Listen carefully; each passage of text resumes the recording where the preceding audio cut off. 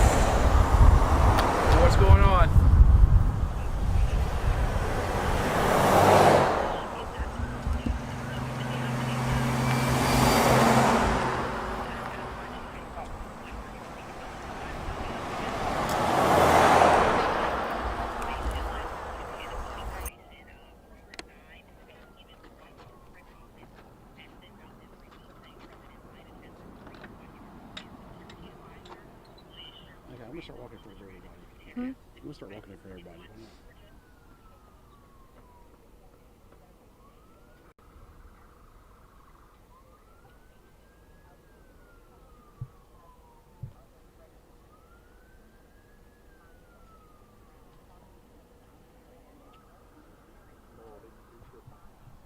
Yeah, we're good. Just tell him to toss to me. Okay, great.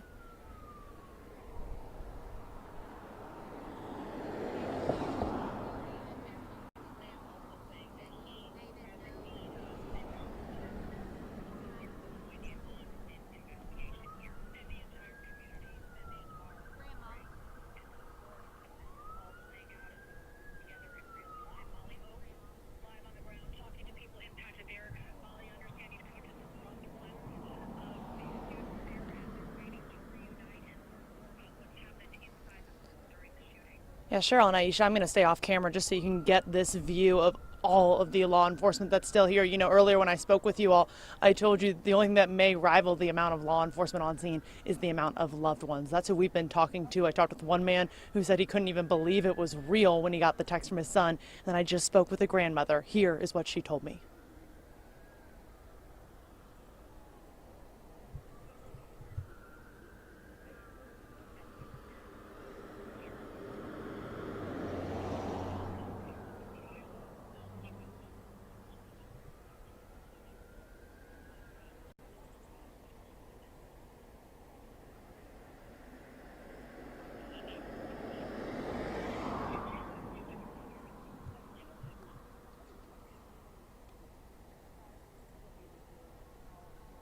I don't know if you guys could see it because she had sunglasses on, but from standing just about a foot away from her, I could watch her as she was choking back tears the entire time she was speaking with me. I mean, she talked about also getting the call from her grandson's mother when she was at work saying, there's a shooting at the high school, you need to go now.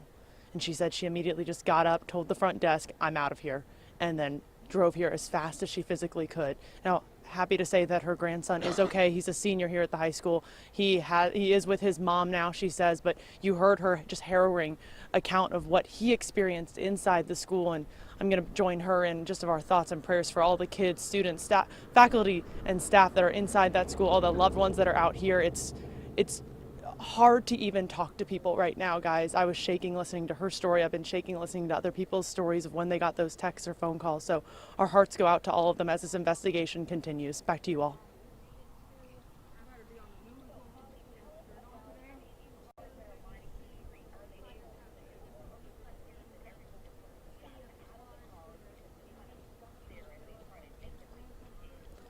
This place is on the strictest form of lockdown that I have seen in a long time, guys. I mean, when you park your car, you are parking your car and getting out. And that's what a lot of these parents that I talked with as they're making their way through, they're just trying to get as close as physically possible to the school. So whether that means they are parking and just going. There was one guy who found a scooter. He grabbed that and started going. We've seen people getting on golf carts, just trying to get as close as physically possible to those kids that one parent told me earlier have been moved to the football field. The only cars that we are seeing coming in and out is law enforcement or ambulances, and then of course the helicopters in the sky moving above. But that's all, the only movement that we really see here is whether people are on foot walking to and from the school, or you see sheriffs, you see law enforcement, you see ambulances. There's a golf cart that I was just mentioning. So people are definitely getting creative and trying to get as close as physically possible just to get their hands on their kids and feel that they are okay. Because I know it's a different thing for a parent to hear that a kid is okay than to physically be able to see and feel your kid and know that they are okay after something like this. So that's what these parents are trying to do. They are just trying to lay some eyes and hands on their kids to know that everyone is okay. As we see another ambulance cruise on by out here. Again, remember the GBI confirming to us that this is not just a local investigation at this point. This is local, state, and federal, and that's why you're seeing this mass amount of response here at the high school today, guys.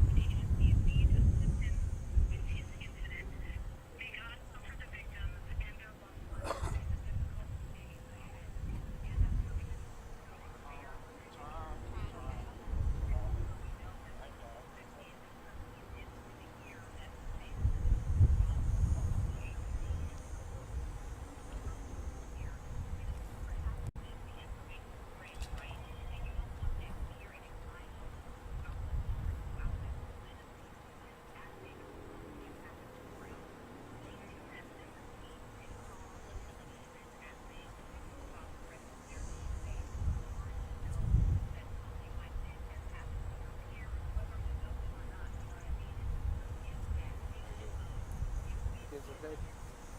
Well, yes, they can be, I guess. I mean, I'm sure Right. enough. I'm sure that they're like not Right. injured. Yeah. Okay, good. Okay, Good, right. good, good, good, good, good, good.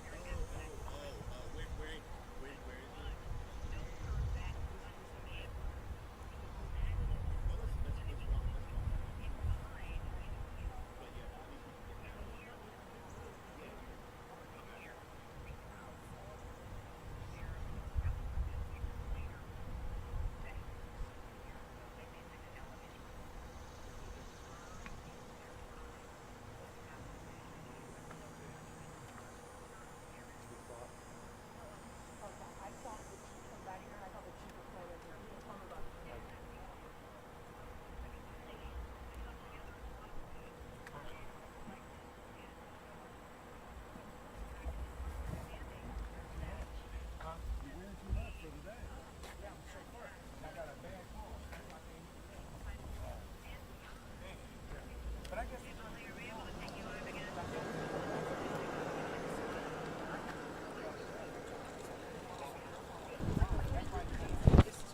She's moving the car. She'll be down here in a minute. Right. If you can hear me.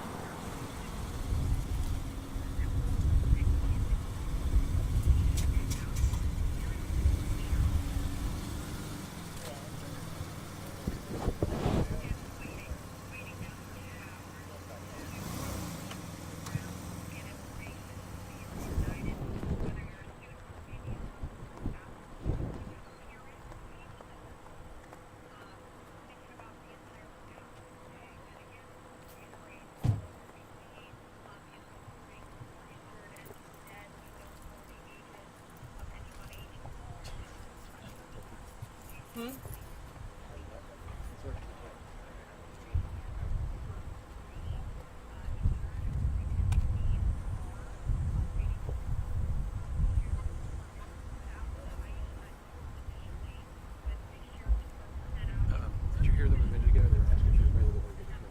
So I will tell them that you're around. Hey, I'm here.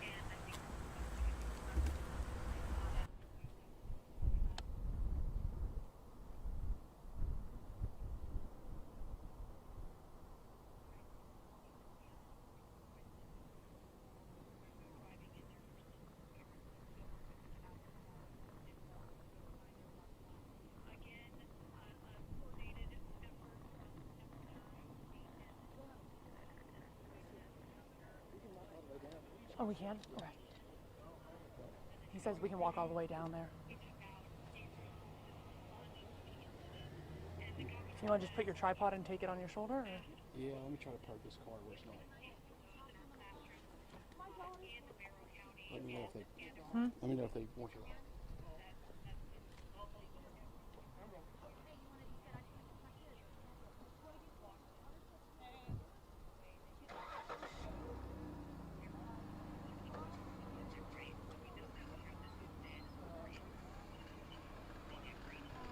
gotta go closer. We're about to. We're just trying to get our car like Parked? semi-legally parked because we Okay. just backed it in right here. I'm trying to figure out where the hell I should go then. I'm like, how the hell the dog get here? This shot might still be hot, so watch yourself. Oh, Here, I'll go. Just keep on.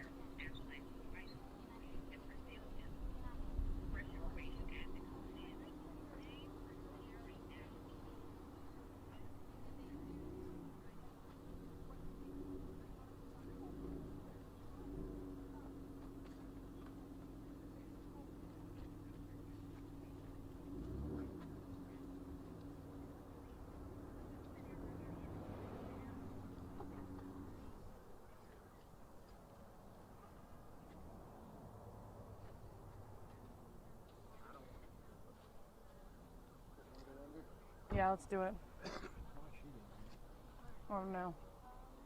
Who's she with? She was with Doug. We're gonna try to walk closer.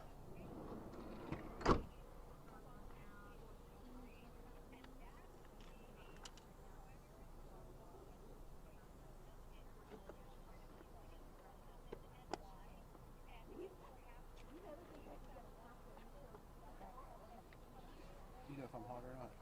I don't know.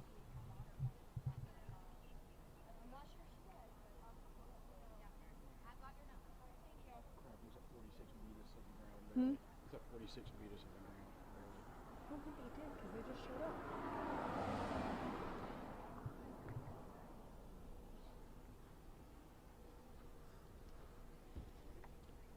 You go down there, let me take my stuff so we can. Yeah.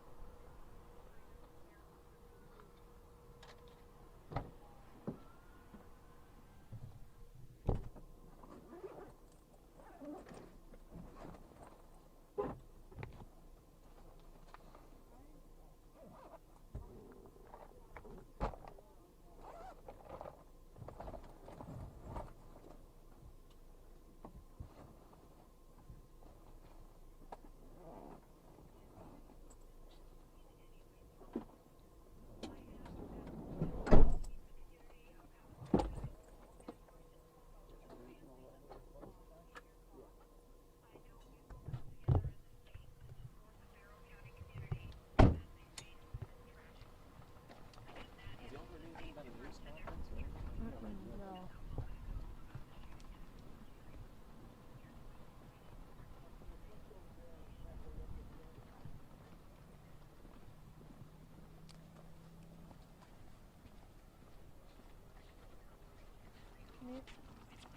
I'm just watching you put the tripod.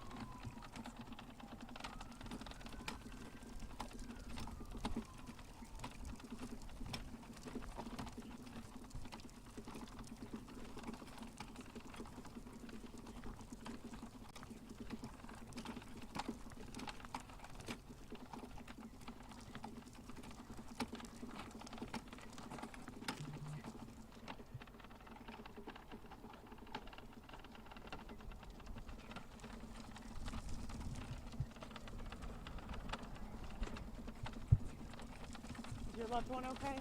Yeah, so my sister's coming up now to be with him because anybody that was on the 10th grade hall, even though he's a senior, he was on the hall. The shooting was across from his classroom. Oh my God. GBI is interviewing every student. So Do you mind if we speak with you real quick? Didn't I just speak with you guys? I didn't. No, ma'am. I just spoke with 3 people. I know. I'm sorry. No, it's okay. I'm exhausted. And my car is parked all the way by Exxon. Can you just tell me quickly what you said you heard about the 10th grade hallway? Anyone that was from going up there to pick up my neighbor's. So I'm picking up my neighbor's son. He's like my nephew. She works in Alpharetta. So I was actually at a client in Winder. And she's like, oh my God, can you go to the school? There's been a shooting at Kimani School. And I said, what happened? And as I stopped, I turned around because we're parents. You know, parents, this is a parent's worst nightmare, is to hear about a shooting at their child's school and you work 45 an hour away. So I left because I was in Winder. I've walked almost 2.5 miles to get to the school. The child needs to be released by a parent. Because his 12th grade class is on a 10th grade hall, he can't be released until GBI interviews everyone. Tell me why that is. Because they want to know what you heard, what you may saw, how you felt, just that. You said his classroom was right across? Yeah, he actually heard the shooting. He's like, they're shooting right across from my classroom. And so, you know, he called his mom devastated, I'm sure. Yeah, have you been able to speak with him? I saw him. Yeah, okay, he's how's great. He doing right now? He's good. I saw him. We talked across the fence. However, if I went on that side of the fence, if it takes 3 or 4 hours for them to interview all the students, then I have to stay there that time. Okay. And his mom is en route. She's like 5 minutes away. Okay. So I just wanted to put eyes on him to see that he was okay, and he knows that he's safe, and God got him. It makes a difference to not only hear that a kid is safe, but to actually see. Yeah, to put your eyes on that person.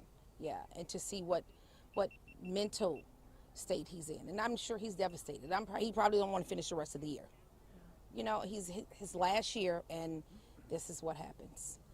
But how does this happen? I guess that's it's just prayers go out to the families of anyone that was interested in this incident. This is a mess. This is a tragedy. This is especially for the little kids in the middle school. Yeah. You know, to hear this is I can't imagine what she's going through trying to get here in traffic to put eyes on her son. Thank you for speaking with me. I'm so happy he's okay. Thank you. What's your name? I'm Kathleen Hardrick. How do you spell that, Kathleen? KathleenHardrick. Thank you, Kathleen. I'm Thank so you. happy he's okay. Thank you. We're praying for him too. Thank you. Oh, Kathleen. Thank you. How you doing? Good. How are you?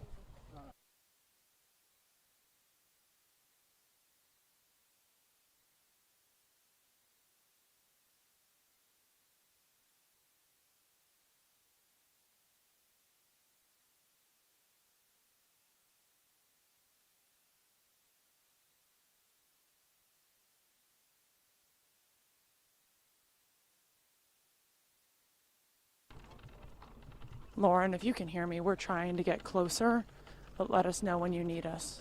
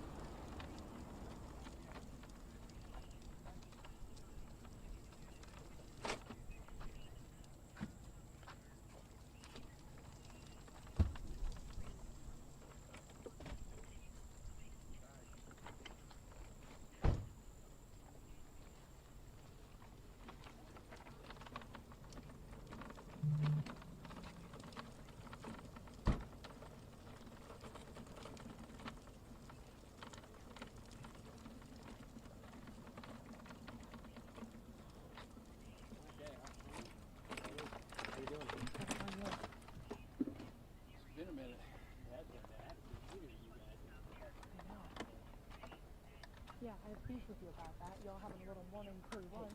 I was told that we were informed, but that might be oh no, so not only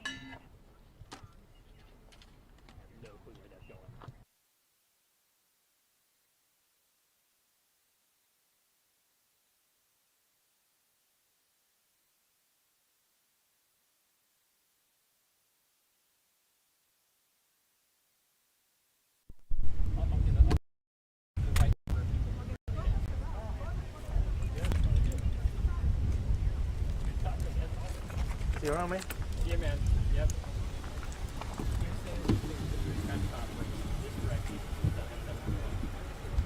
But I feel like we're far behind. I have no clue. They might get some natural breaking president now. They might do one quick. This tent is very interesting to me, but that could be that is probably a network tent. That's network, I think.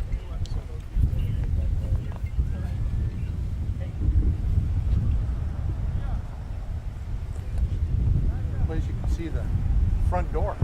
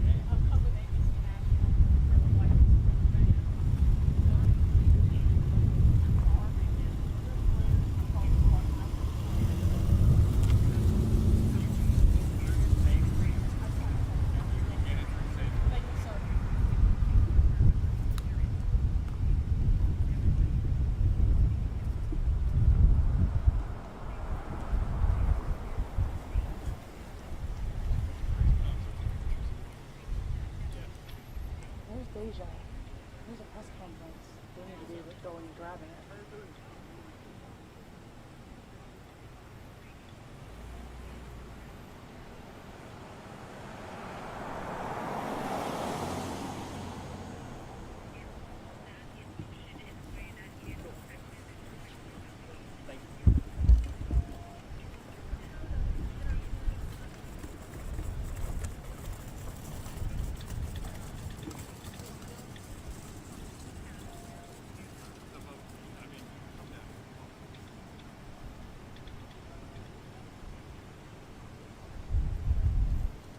Hey, we're set if you guys need to take us.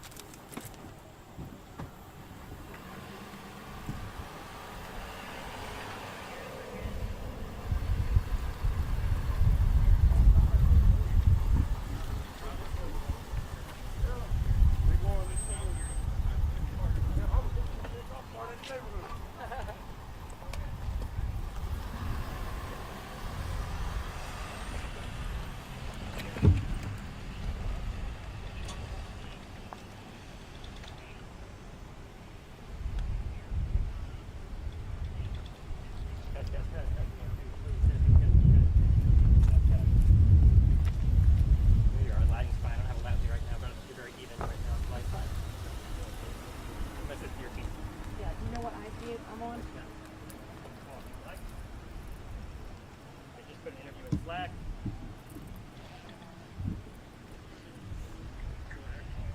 Hey, have you heard anything about a press conference? Hey, Brittany would like to know what time. Yes.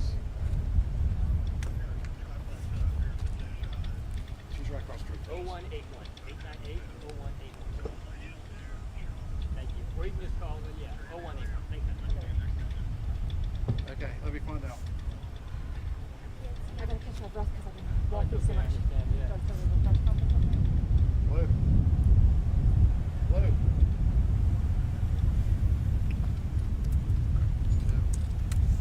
Said your press conference here, you said try.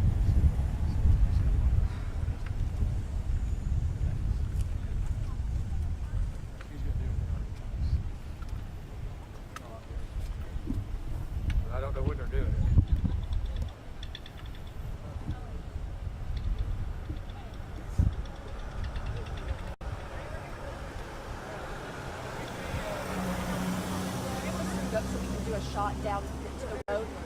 Yes, yes. Just so Right now, I would really cook for school. I don't mind if I understand that. I Okay. understand it, but it's not right now. okay, fine. Lauren. Just step. Get the vehicle when you go live. Yeah. I'm still not hitting one. Yeah, I don't know either. Who's the anchor? I'll call Bill. So Doug's already got a response to it. Yeah, I texted Bill.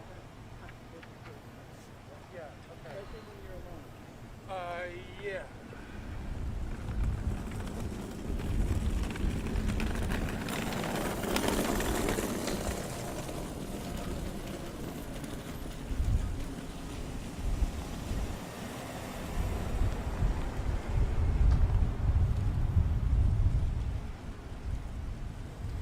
Yeah, Lindsay, a lot of moving parts, and kind of as you were just describing, it's a really long trek just to get here to the entrance. Okay, let us know if you need Parents to are take us. I walking talked to anywhere, some more I say, parents with between a information. quarter to a mile and a half. There are hundreds of cars lining the streets, working their way up to the school to get up here to check on their children.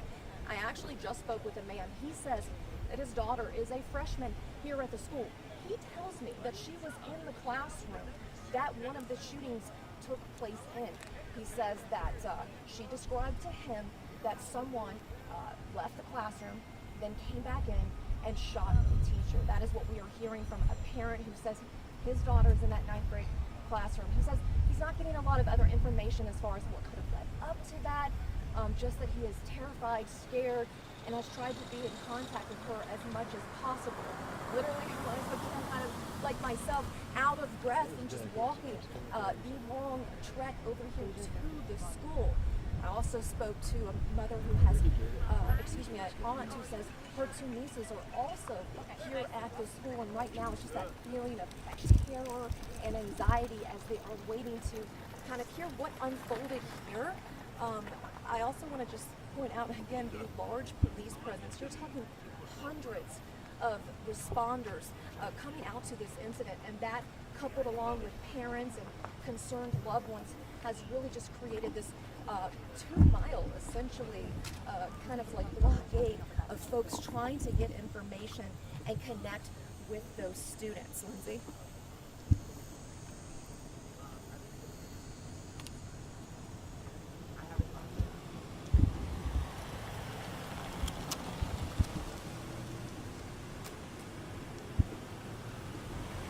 As far as jurisdiction, I mean, you've got everybody in play. Even when you're kind of just coming out of the city, you are seeing, multiple law enforcement agencies with their lights on still at this point, hours later, trying to get out here and lend that helping hand.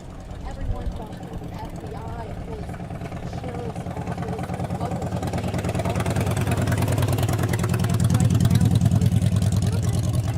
parents just trying to figure out where to go, and again trying to make that connection. Some folks are of course using technology to stay in touch with students, but really what they want to know is what happened, what unfolded, and how their kids are doing, because as much as parents are struggling mentally, you can imagine what this is like on all the kids and those who are not only at the school but were there, and kind of like that father that we just spoke to who says his young daughter, that freshman, was in the classroom where a shooting took place. Of course, that's going to be a lot for them to unfold, very emotional, traumatizing, I would have to imagine. So a very, tough day for all those parents and loved ones who were, again, trying to figure out what happened and how their kids are doing, not only physically, but also mentally and emotionally as well.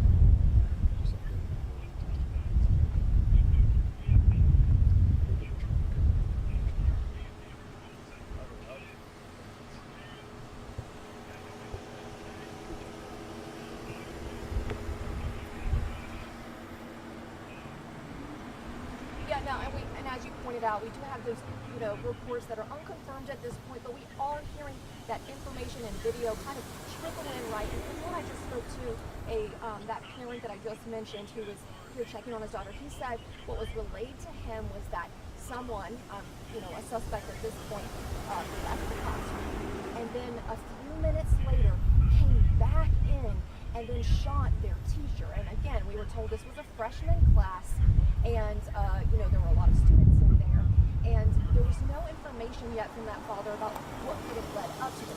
Was there any type of disagreement between that faculty member and a student? Was there a situation breaking out between students and then someone stepped in? Right now, the information as far as what led up to that shooting, there's nothing there because, of course, as you can imagine, that father was just trying to get the bare minimum information and then confirm that his child who was in that classroom was okay. He says, you know, a lot of terror going through him right now and stress. And he was just trying to make his way. He said it took him about half an hour just to walk down and get here to this location. Again, because of just the large response from law enforcement and then all of those hundreds of parents who are just trying to get here as quickly as they can. Tom?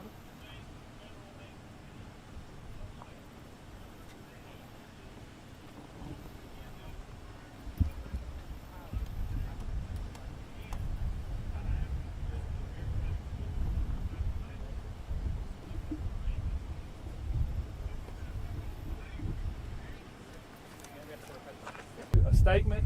It is our hope, in conjunction with these people behind us, that we can give you another statement around 4 o'clock, because I know you have to go back on the air. That is my hope.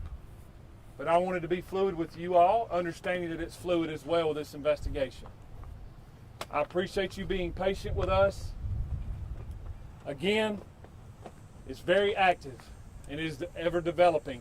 Every minute it's developing on what we're finding. So we're going to have releases from other schools. Again, we ask that you be patient with us. Please be patient with us. And hopefully I can give you more information or more better information if you will, this afternoon.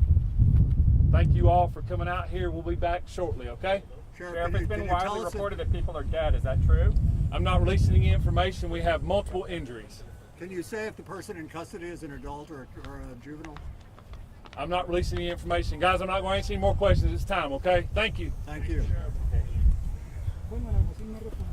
Media, I just want to let everyone know that, as the sheriff indicated, right now the priority right now is trying to get the students back with their families.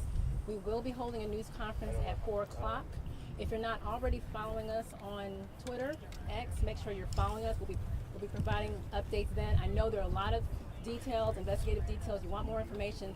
That is what the investigators are actively working on right now. Yeah, so the idea will be to be back here at 4 o'clock, but keep an eye on our social media. If that changes, you'll know it. We'll be able to address, hopefully answer more questions for you, okay? Or be in a position to give you more answers. We'll just have to see how things We go. just realized this was happening. Tell us how many people, what you know about that. We're not in any kind of position. The sheriff's made his comments. We'll leave it at that. By 4 o'clock, we hope to have a better picture, a bigger, so you can better comprehend what's going on. Okay, we really appreciate it. Thank you. Thank you.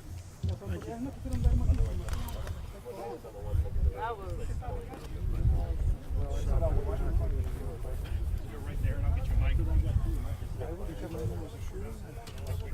Hey, look at the mic. How did you already know that? They said what? I'm sorry. Yeah. Let's just do it like right here. Yes, sir. Yeah. Yes, I do. Hi. So we'll go here. We were setting up right there. What were you going to say? We're going to say you probably step forward a little bit. Yeah, now I'm going to move. Is that the line? I don't know. Yes. Can you hear me okay? I already told him he said we're going to Turn it on if we need. I'm about. Oh, sorry. Okay. Well, you know. Yeah, I'm about to plug the live here. Yeah, give me 1 second. Yeah, you'll be seeing me in there. I'm sorry, Dale. It's all right, bro. Go where you want to go.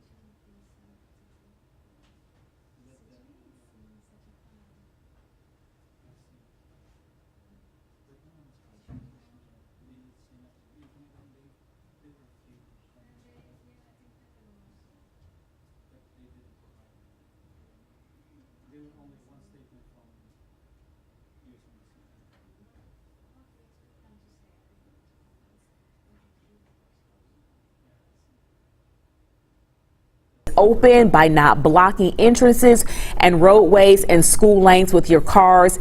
Everything is contained at this time. They're working with the staff to communicate all the next steps for the release as soon as possible. Again, they want you to stay out of those emergency lanes and keep the entrances and exits clear so that law enforcement can come and go as this investigation keeps going. So all the other schools are safe right now, Jonathan. And of course, you know, being a parent as well, that's so hard when you hear something has happened at your child's school or even in the district. Immediately you want to go, you want to be there. But again, their concern is that if everyone shows up to the middle school, the elementary school, and of course the high school all at once, that is going to impede what they're trying to do, which is to make sure they can continue their investigation. So again, if you are a parent, the key word there is that everything has been contained. They believe that everything is safe. This suspect is now in custody and there is no immediate threat to that area. But understandably, parents still want to be there and reunite. And as he said in that news conference, that is one of their goals and their priorities right now. I'm on social media right now on Instagram Live. We're seeing people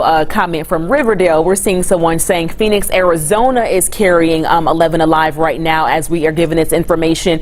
So there is outpouring of support and love coming from everywhere. But just in case, let's go ahead and set up sort of the boundaries and where we are. A lot of people think Georgia, you automatically think Atlanta. No, this is happening about 45 minutes northeast of the city. And so producers have sort of put together a map for you so that we can give you perspective on where all of this is happening. Even in regards to the trauma centers where 2 of those patients were taken. You see Apalachee High School there in Barrow, and then you see Atlanta. And so we're talking about at least a 45-minute to an hour drive away from the city where we are following this situation here as it relates to Northeast Georgia Medical Center and Grady. Unfortunately, both of those locations were about an hour in the opposite direction to get those injured people to those level 1 trauma centers. One person brought to Atlanta to Grady, another person stayed there in the county and went to that one in Gainesville, and then one other person was able to go to the smaller hospital in Barrow. We have not gotten word on where the 4th injured person has gone. Again, these numbers coming from NBC News, 2 dead and 4 injured there in the shooting. And Aisha, we have a number of reporters, of course, there near the high school and at the hospital. We want to get right out now live to 11 Alive's Molly Oak. Molly, what can you tell us? What's the update? Well, you know, Jonathan, when I was talking with Aisha and Cheryl earlier, we talked about how this isn't only affecting the people right here inside of the school, but really the entire community. And I want to speak to that as I step aside so you get a closer look. We are now right across the street from the school. You're seeing that law enforcement presence. But we talk about the community response. I talked with a woman. Now, her child does not go to this school, but her neighbor's child does. That neighbor calls her, says, I'm an hour away. There's been a shooting at my son's school. How quickly can you get there? That neighbor gets here as quickly as they can. They have to park their car, ditch the car, walk 2.5 miles just to lay some eyes on her senior. Now that senior is okay, but he did tell her some information. He said that he was in the 10th grade hallway, that's where his classroom was when the shooting happened. He said he was in the classroom right across from the other classroom, and that classroom is where the shooting was happening. Now, when that woman came to try to pick him up, she said she was only able to talk with him for a little bit and see him to physically know that he is okay, but she says he actually has to stick here on the football field. We told you earlier that they moved those students onto the football field. Now she's telling me any students who saw or heard anything are now getting interviewed by the GBI, which could take hours. So she said she was heading out when we spoke with her. Again, just lots of hugs and compassion coming from the community, knowing that the kid was okay. But she said the mom's about 5 minutes away to come and just wait on him to be done. But again, GBI, we're being told, is interviewing students on the football field who may have heard or seen anything. Also talking to a parent and a grandmother just now who are actually trying to pick up their 8-year-old who goes to a school down the street. She says they are also on lockdown, so she's not even sure if she'll be able to get to her baby. But she says, again, that sentiment of not just hearing that your child is okay, but physically being able to see them, to touch them and hold them. That is really what the feeling of emotion is out here right now, Aisha and Jonathan. But again, we cannot express just the mass amount of law enforcement. And again, it's not just here in the county. GBI telling us earlier, it is local, state, federal. We are seeing police and sheriffs from all over. I mean, just across from me, I see Henry County Sheriff, I see City of Monroe Police, excuse me, I see Walton County Fire Rescue. So this is a state investigation, GSP passing through as well as GBI continues this investigation. We did get that small update a little bit ago from that press conference, hoping to hear more from the sheriff's office here as well. But for now, we're going to toss it back to you. But again, just a lot of law enforcement and a lot of parents here on scene just wanting to give their kids a hug and know that they're okay. Yeah, and you can understand that. Molly Oak live for us. Thank you so much. One of the things that stood out that Molly said is that some of these students, we got to remember, they witnessed this. They were in the classroom. That student that Molly spoke to, or at least the guardian said that they heard the gunfire from the 10th grade hallway. Yeah. They could see people panicking. So for some of these students, they saw this, they heard this firsthand. Just such a tragedy here. In a video a few minutes ago, Jonathan, we saw one of the students walking away, just sort of holding his face, t-shirt over his face as he was walking away with the loved one that he was finally reunited with. He just looked just beside himself, just kind of considering what they witnessed, what they heard, and just, you know, for years to come, just thinking about this day. 11 Alive's Doug Richards standing by there on the ground. Doug, you were at that press conference there with the sheriff. I heard your question there at the end, trying to see if this suspect was a student or an adult. They're pretty tight-lipped, but understandably so here with just how evolving this situation is. But what can you tell us right now? Truthfully, not a lot more than what you heard at the press conference, except to say that we're standing on the grounds of a high school that is obviously in a very unusual condition. There are hundreds of people on foot between here and the mile and a half or so we walked to get here, going back and forth. Folks who were coming on foot to investigate the status of their students in the school. One lady who said that she came here actually saw the student but was unable to leave the student, leave with the student because the GBI was poised to investigate that student, and so as a result was unable to leave, but at least had gotten the assurance that the child was okay. And there's a lot of that, it appears, going on here, where adults are showing up, getting an assurance that their child was not among those harmed or among those folks who may be still in any kind of danger, and the indication is that the danger is past. Nonetheless, obviously there are scores, if not hundreds, of law enforcement folks here who are making sure that that's the case, assisting in the ongoing investigation, and trying to wrap this thing up. They sounded pretty confident that there was going to be able to be a release of further information at 4 o'clock, which is 2.5 hours from now. So they seem confident that a lot of the investigative details that they need to have, that they can release, will be wrapped up in that relatively short period of time. In law enforcement clocks, not, some of us may be impatient, but obviously, as you said, they want to get it right, and they want to make sure that they don't want to have to backtrack on any information that is released initially, just because it can turn into a bad look both in court as well as, in the public sphere. So that's where we are now at the high school, where we are still seeing parents and still seeing lots of law enforcement, and have had an assurance that the investigation is in a place where it's advancing as it should do. Back to you. All right, Doug Richards there. Thank you so much. Looking forward to that press conference there at 4 o'clock if they're able to give us information. Let's sort of reset. I got 11 Alive's Jonathan Martin in with me now. Jennifer Bellamy standing by to tap out to go into our afternoon shift. You're looking at video from earlier from the 11 Alive SkyTracker that was over the scene very early on here as law enforcement officers got 1,900 kids enrolled at Apalachee High School to safety out of the building there to the football field. That was a safety location as they worked to secure the perimeter and to secure the building, as you saw those crews responding there. What we know is this call came in around 9:30. That was the latest time that we got from the sheriff. Initially, we were told 10:23 that first call came in. Regardless, it was early in the day as students were even before the lunch hour. Calls of shots fired from Apalachee High School. They got to the scene and discovered the shooting had indeed taken place.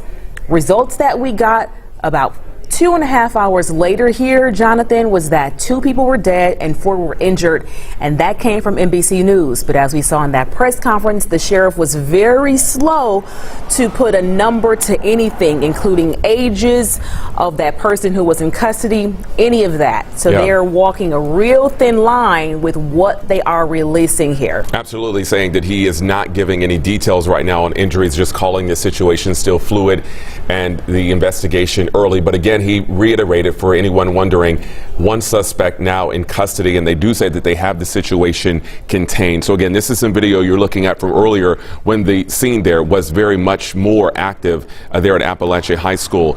Really, the priority now, as we heard from law enforcement, is to make sure that parents, as many as they can be reunited with their students. You can understand that this is such a emergent shocking situation for a lot of parents. They just want to be there, perhaps to just see their kids in person, hug them. But obviously, there's a concern with getting parents connected in terms of traffic. They have encouraged parents from the middle school and elementary school not to block the roadways. They're going to give more information soon on when those students from the other schools nearby that are on lockdown can be released. And again, as Aisha said, we are expecting another news conference around the 4 o'clock hour. Could be sooner, could come later, but that's when we expect the next update from police. But again, right now from NBC, they're reporting 2 people dead, 4 injured in the shooting. Again, we do not know the extent of the injuries. We do not know details on the suspect, if it was perhaps a student at the school, an adult, a juvenile. We just don't know. I'm joined now by 11 Alive evening anchor Jennifer Bellamy, who will be joining us as we continue our coverage. And Jennifer, this all unfolded today around 9:30. That's when those first calls came into police. Police responded around 10 or so and realized that this indeed was an active shooter and a really serious situation. And really such a scary situation for these families as they started to get that messaging from those students there on campus, and also for family members of anyone who has a loved one who is a part of this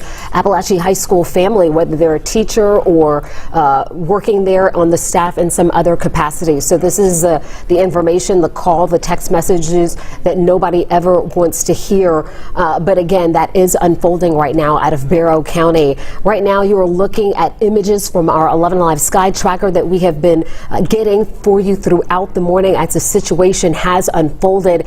And we're continuing to work all of our sources to get you more information. Again, we know from NBC News reporting right now, 2 dead, 4 injured in a shooting there at Apalachee High School in Barrow County. And a large police presence, Jennifer, there, of course, as you might expect. We have seen agencies, including the GBI, members of the FBI, multiple local agencies, and some from Atlanta there in this county as a part of this investigation. And as we heard from law enforcement during the update just about 20 minutes ago, they are still very much in the early stages of figuring out what happened. One of the things they're doing right now is interviewing some of those students. As we heard from our Molly Oak, who was there, she spoke with the guardian of one of those students who said that he heard the gunfire in the 10th grade hallway. Some students perhaps witnessed this by hearing it or seeing it firsthand. So they're interviewing a lot of those students while other students have been reunited with their parents and are allowed to leave for the day. And you talked about how early this is in this investigation. So early, in fact, that the sheriff did not want to give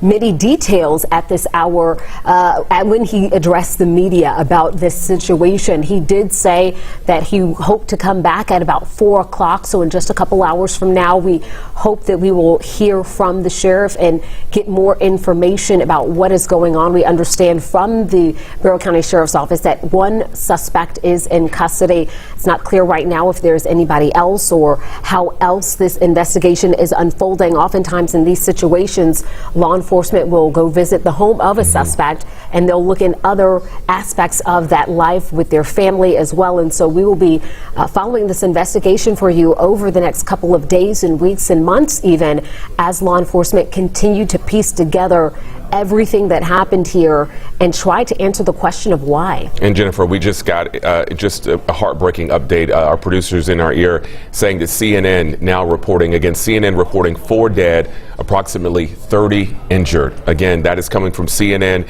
which is, of course, a greater number than what we had heard originally from NBC reporting.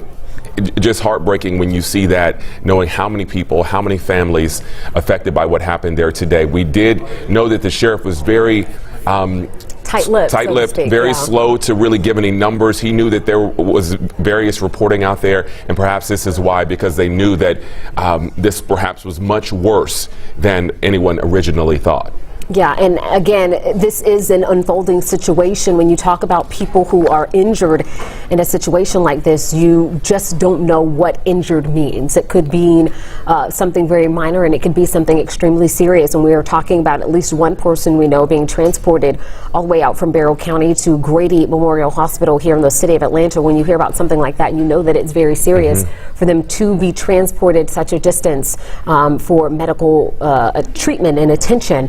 And so again, we are hoping that these numbers do not continue to shift anymore with this new information. CNN reporting 4 dead, about 30 injured so far. And you just think about how many people, how many families impacted by this. So many students there, some 1,900 students who attend this high school. If you're unfamiliar with this area, this is about, I believe, about 45 miles, 45 minutes or so outside of the Atlanta area, but still affecting so many people in that community and beyond. We know Atlanta Mayor Andre Dickens has been informed. He has really reinforced security at some of Atlanta public schools, just because, again, when things like this happen, it really affects our whole community and beyond. We know Governor Brian Kemp has also pledged any resources, pushed all resources necessary to that area, and this even making it all the way to the White House with the president being briefed on what's happened as well. And you talk about this situation and the ripple effect. We know that there will be a major impact to this community, but it does have a ripple for all of the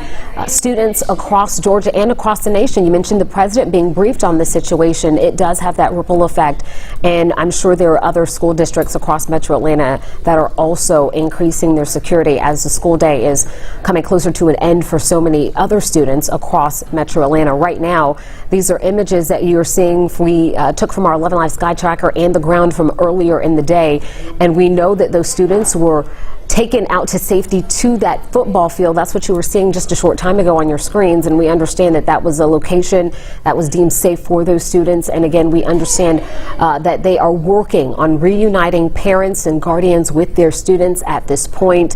But again, that is going to be a lengthy and difficult process for them to undertake to make sure that these parents and students are reunited and that these students are able to make it home safely. Yeah, and you know, I think when a lot of people were watching this unfold, you saw just the number of ambulances there on the grounds of the school. You saw some of the helicopters taking at least a couple people away by life flight, and you had the feeling that this may be worse than, again, we first thought.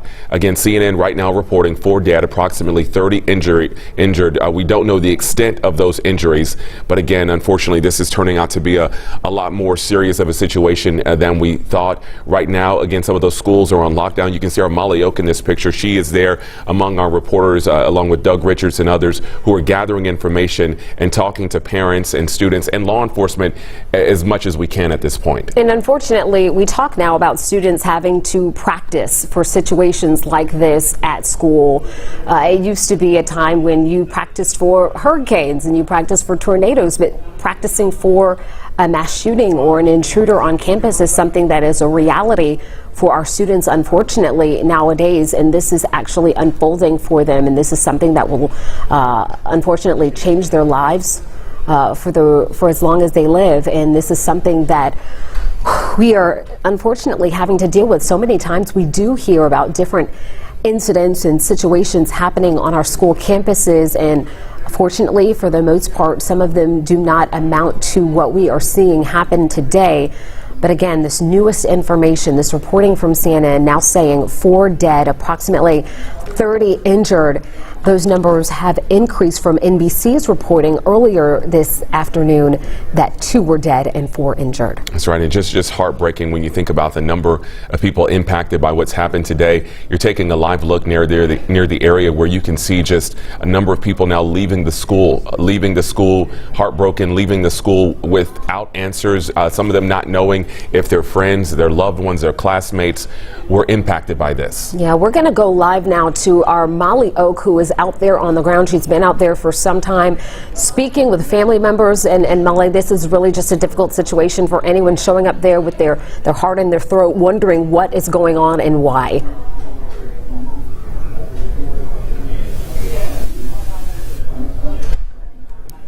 First time that I checked in with you all, that the only thing that rivals the amount of law enforcement here on scene is just the amount of loved ones that are trying to get there. I want to step aside so you can see a helicopter air evacuation life team, it looks like it says on the side, is lifting off here from the scene again as we work to figure out more details of all that's happening here. The GBI has told us that this is not only a local investigation but also federal and state investigation. I want to go back to what I was saying earlier though, just the amount of parents we've seen. We've had people, neighbors, friends of family members tell us that they parked their car, had to walk 2 miles, 3 miles just to get to the school, just to try to lay some eyes on their loved ones, to know that they're okay. I mean, just off camera, I can't tell you the amount of hugs I've shared with people when they've told me that they found out that their child is okay, that their grandchild is okay, that their neighbor's child is okay. So when you talk about the impact that this type of event has on not only a school but also just the community, we've seen neighbors stepping in because they may be 30 minutes closer than a parent to come and rush over here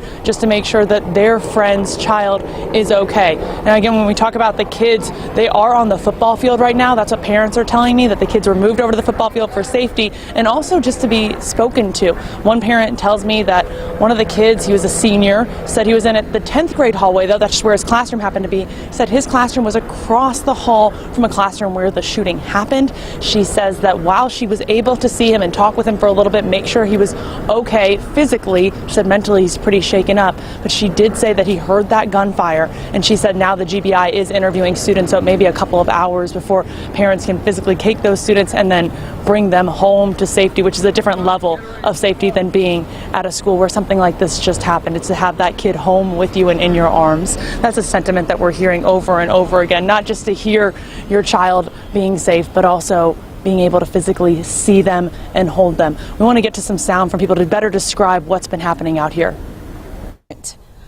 Because his 12th grade class is on a 10th grade hall, he can't be released until GBI interviews everyone. Tell me why that is. Because they want to know what you heard, what you may saw, how you felt, just that. You said his classroom was right across? Yeah, he actually heard the shooting. He's like, they're shooting right across from my classroom. Okay. And his mom is en route. She's like 5 minutes away. Okay. So I just wanted to put eyes on him to see that he was okay, and he knows that he's safe, and God got him. I can't imagine what she's going through trying to get here in traffic to put eyes on her son. You know, with the people that I've spoken to, they've been trying to hold it together, and you can tell they're trying to keep that strength because there's just so much going on. You can see in their eyes, you can see in their hands that they are physically shaken up, whether it is their son, their daughter, their grandson, their granddaughter, their friend, their neighbor's kid that they may have met once or twice. This is an emotional time out here, and you're really seeing the entire community pull together. You're seeing the community pull together. You're seeing law enforcement from multiple agencies pull together. Again, we're talking local, state, and federal. I mean, just standing here, we're seeing Henry County Sheriff's Office. I'm seeing City of Monroe Police. I'm seeing Walton County Fire Rescue. I'm seeing GBI. We're seeing GSP. I see Gwinnett County Sheriff has set up a command center. So there's just sheriff, police, law enforcement from counties across the state coming in to help and try to hold this community together during so much devastation. Guys. You can understand why Molly Oak Live Force there, talking with parents, talking with a neighbor of one of the students who heard what happened.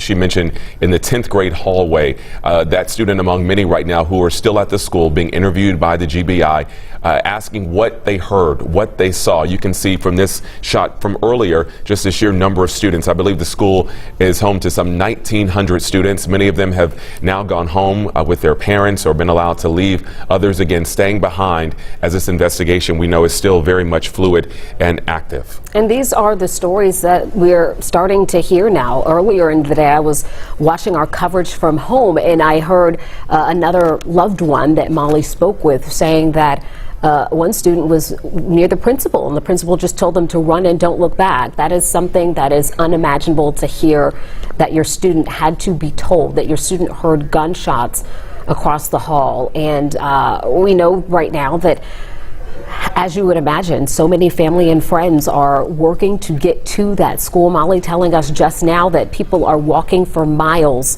to make it to the school, to reach their young students here at this high school.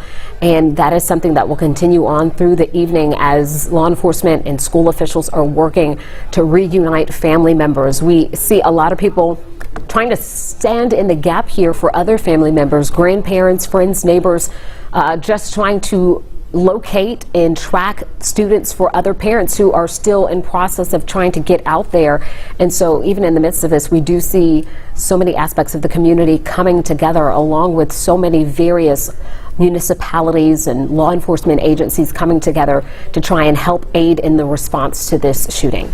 Again, if you were just joining us, you may have noticed that the situation appears to have gotten a lot worse, a lot more serious, with 4 dead now being reported by CNN. According to law enforcement, they've spoken with and approximately 30 injured. Again, as Jennifer pointed out, we don't know if those injuries are related to gunshot wounds, but we know at least a couple of them are, according to what we've been hearing. At least 1 or 2 of those have been taken by life flight to Grady Hospital, where they are being treated. We don't know the extent of all of the injuries, and as far as the suspect, CNN reporting that the student, this person rather, is of student age. We don't know if that is a student at the school, but apparently a young person, according to CNN, is a suspect that they have in custody. And again, there are so many questions left unanswered at this hour.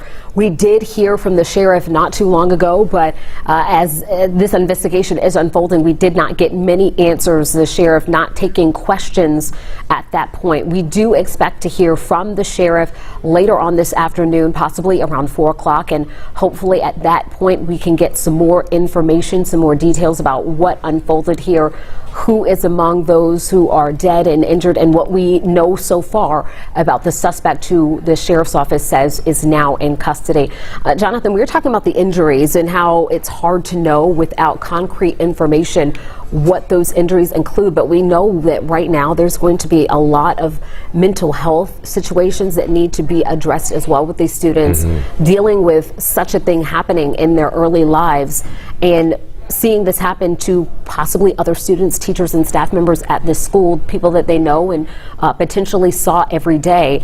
This is going to take a lot of work and support for this entire community to move forward. Yeah, as you mentioned, Jennifer, students prepare for things like this these days. Unfortunately, it is part of going to middle school, high school, even, as Cheryl pointed out, sometimes earlier, even in elementary and even preschool, you prepare for these types of drills. But you hope that you never have to actually live this out. You ever have to be in these situations.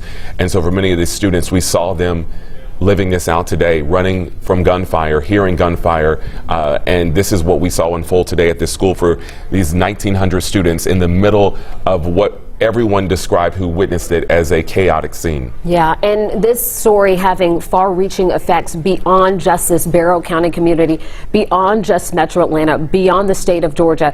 We have heard that President Joe Biden has been briefed on the situation, and we're hearing now from U.S. Attorney General Merrick Garland. Let's listen to some of what he had to say. But before we begin, I want to address the tragic shooting that occurred this morning at a high school in Winder, Georgia. We are still gathering information, but the FBI and ATF are on the scene, working with state, local, and federal partners. I'm devastated for the families who have been affected by this terrible tragedy. The Justice Department stands ready to provide any resources or support that the Winder community needs in the days ahead. And that was U.S. Attorney General Merrick Garland offering some remarks following this deadly shooting at Apalachee High School. Again, this information coming from CNN at this hour that 4 people have been killed or 4 people are dead, and that about 30 have been injured as a result of whatever unfolded out here at Apalachee High School. We have heard from Grady Hospital earlier, at least, that 1 person was being treated there with a gunshot wound. But again, we have not received many details from the sheriff's office regarding exactly what happened and how.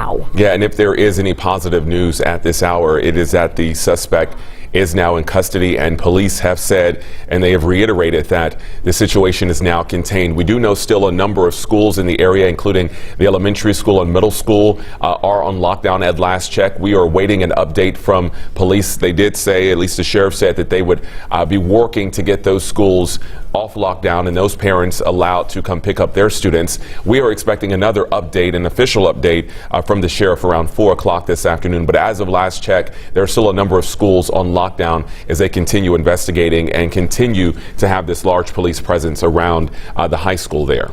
So as this investigation is in very early stages for law enforcement out there in Barrow County, we also know that a big undertaking underway right now is reuniting parents and students. And as Jonathan just mentioned, this isn't just at Apalachee High School. This is at other surrounding schools in Barrow County as well, also placed on lockdown.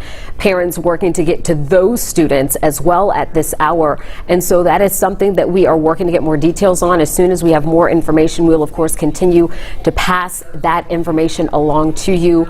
Any updates about this process that we learn, we will be sharing with you guys on air and online. You can also find more details always as we are continuing to follow this on our website, 11alive.com, and inside our 11 Alive News app, because this is an ongoing situation and we're continuing to get new information in moment by moment. That's right, and we expect, again, more information to come shortly. You're looking right now at some video that we shot earlier, and you can really just see the large, incredible police presence that was there. As I mentioned earlier, we started to see more and more law enforcement, more and more medical staff, ambulances, even some medical helicopters showing up on the scene, giving us a sense of just how serious this situation was. And as we have learned within the last 20 minutes or so, it appears the number of those who have died and the number of those injured has gone up significantly from just what we knew earlier this morning. And you talked about that medical helicopter. We even saw one live when Molly was reporting just a short time ago, still arriving out there at Apalachee High School. And so this is a situation that, while police say it's contained, it is still ongoing, still taking place. We know law enforcement are still out there on the ground going through this situation and this investigation piece by piece, because this is something that everyone in that community will no doubt want to be done precisely. You don't want any mistakes, and so we know that they will be going through this high school and whatever other outside and surrounding information they need to, with meticulous care, to make sure that this situation is something that they can answer questions for so many families really wondering why and what happened and what can be done to make sure that this doesn't happen again. And a lot of those answers will of course come from students in terms of what happened, where it happened, and perhaps even why, if there was some sort of a fight or motive or something that may have led to the gunfire today. We did hear from our Molly Oak, according to a neighbor of one of those students that she spoke to, who was in the 10th grade hallway, at least in one of the classrooms along that hallway, who heard the gunfire, and that person, that student, is now being interviewed by the GBI, perhaps the closest eyes and ears to what unfolded today. And that is a process that is still ongoing. We've talked about some of the reunification that has been going on out there on campus with family and students. But again, we are hearing from some parents and family members and loved ones out there on the ground that some of these students are indeed being held back. in order to speak with law enforcement investigators, including members from the Georgia Bureau of Investigation, to share their accounts of what they saw and what they heard today as this situation unfolded at Apalachee High School. So that is just one piece of the investigation that will help law enforcement as they move forward. Again, just to reiterate, if you are joining us within a short time ago, we are looking at this scene from Apalachee High School in Barrow County, which is a school right here, this high school of about 1,900 students, about an hour or so outside of Atlanta. But as I mentioned, you have seen law enforcement come from all over, really not just Atlanta area, but beyond, law enforcement and state officials. As the governor mentioned earlier, he is directing all necessary and available state resources to the school to respond, especially considering how serious of a situation we know this has grown to be. So you no doubt are seeing a lot of law enforcement there from all across our state. And Jonathan, you mentioned that this is about an hour or so away from Atlanta, yet and still we are learning that Atlanta Public Schools are adding extra security, doing extra work to make sure that their families have a little bit of peace of mind as this situation unfolds in our metro Atlanta community. And so that's something that we are likely seeing across the state as this unfolds. And we know so many things that happen to one of us happen to all of us. And so we are certain that these other school districts are keeping Barrow County schools in their thoughts and prayers and reaching out to assist in whatever manners they can as well with this process that's going to be ongoing for the district handling this situation in the days, weeks, and months ahead. And when you hear about these types of calls, and we do often sometimes in our business, and you all do as viewers, you hear about active shooters, you hear about lockdowns, and you just hope and you pray that this is not the case. Unfortunately, today when we heard from law enforcement after they got to the school around 10 o'clock this morning, they realized this was a very serious situation. This was an active shooter, and as we're learning within the last 30 minutes or so, this was perhaps bigger and more dire of a situation than any of us thought, just looking at this earlier. And I think from the coverage that we had earlier in the afternoon or earlier in the morning, I think there were signals that this could potentially be even worse than people would hope or imagine, just by the sheer volume of law enforcement response that we saw out there on the ground.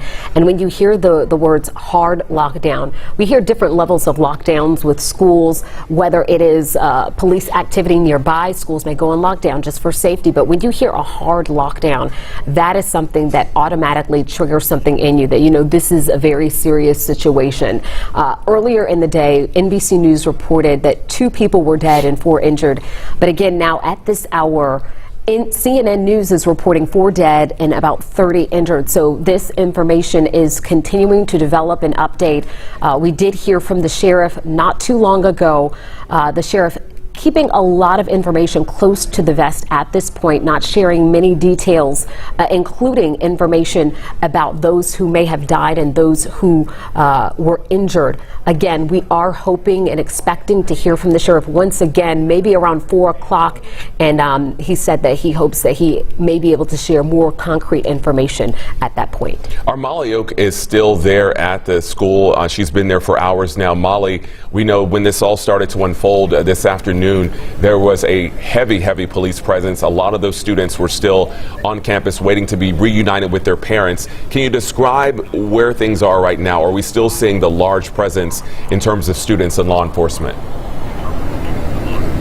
Yeah, Jonathan, I'm actually going to stay off camera while I speak with you all just so you see this scene. We are directly across the street from the school, and typically when we have breaking news like this, we see a really heavy police presence when we first get here, and we arrived hours ago, and then that starts to dwindle.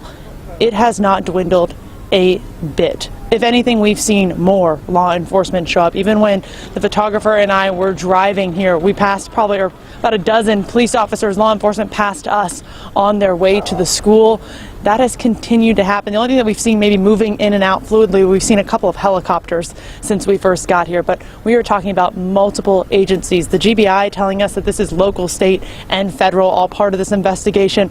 I have seen police and sheriff's offices from multiple counties here, along with GBI and FBI as well. So we know this is a mass investigation, and we've said this before, I'm going to say it again. Not only do we have a ton of law enforcement here, but the one thing that is competing with that right now, with the amount, is the amount of loved ones that are showing up on scene. Now, we have seen significantly less since we've been here, probably in the past 30 minutes or so. When we first arrived here, we saw people basically just parking their cars wherever they could find a spot, grabbing their stuff and just walking. I talked with one woman who said she parked and walked 2.5 miles just to try to lay some eyes on her neighbor's child, because that neighbor was about an hour away. We've talked with grandparents, parents, loved ones, again, neighbors. So this is really impacting the entire community out here, Jonathan. Our Molly Oak live for us. Thank you so much for giving us an update. As Molly said, this is really what it has looked like for the last 3 or 4 hours, as police have again reiterated that this is still very much early. In fact, the sheriff said it may take several days for them to really get to the bottom of the initial answers as to what happened here. That's right. And in our speaking with Molly, you know, we have been hearing different stories from family members and loved ones out there on campus. That neighbor that you heard Molly speak of, saying that the student she was there to just check on, to lay eyes on, being interviewed along with so many others right now by the Georgia Bureau of Investigation. And that is just a piece of this investigation that will take days or weeks or months for law enforcement to shore everything together, to answer all of these questions, to dot all these I's and cross all these T's, to get answers for the community about what took place here today. And again, the priority right now, according to the sheriff, of course, getting some of these parents who are at these schools waiting in traffic perhaps to get reunited with their students, getting them reunited. That, I mean, as a parent, you just obviously know that that is priority. You want to make sure that your child is okay. But as we're hearing, some 30 injured. You would assume that a good number of those are students. We don't know the breakdown of students, staff, teachers, but again, everyone in that school perhaps knows someone who might have been affected by this. This is not a huge school, 1,900 students, which is of course a big high school, but you would imagine that everyone perhaps knows someone who might have been affected by this. Yeah, and when we talk about checking on your loved one, hearing from a text message or getting a phone call certainly doesn't feel like enough in a situation like this. People want to see and hug and hold their loved ones following something like this. And unfortunately, according to reporting that we are learning today, some people will not be able to do that tonight. CNN reporting 4 dead, about 30 injured. And again, these are numbers that we're continuing to watch because they have shifted some during the day. And we are working to get more concrete information, more details for you. But again, we are thinking that we may not get any information from the sheriff's office again until the 4 o'clock hour. That's about 3 hours from now as we're approaching, well, maybe 2 hours from now as we're approaching 2 o'clock here.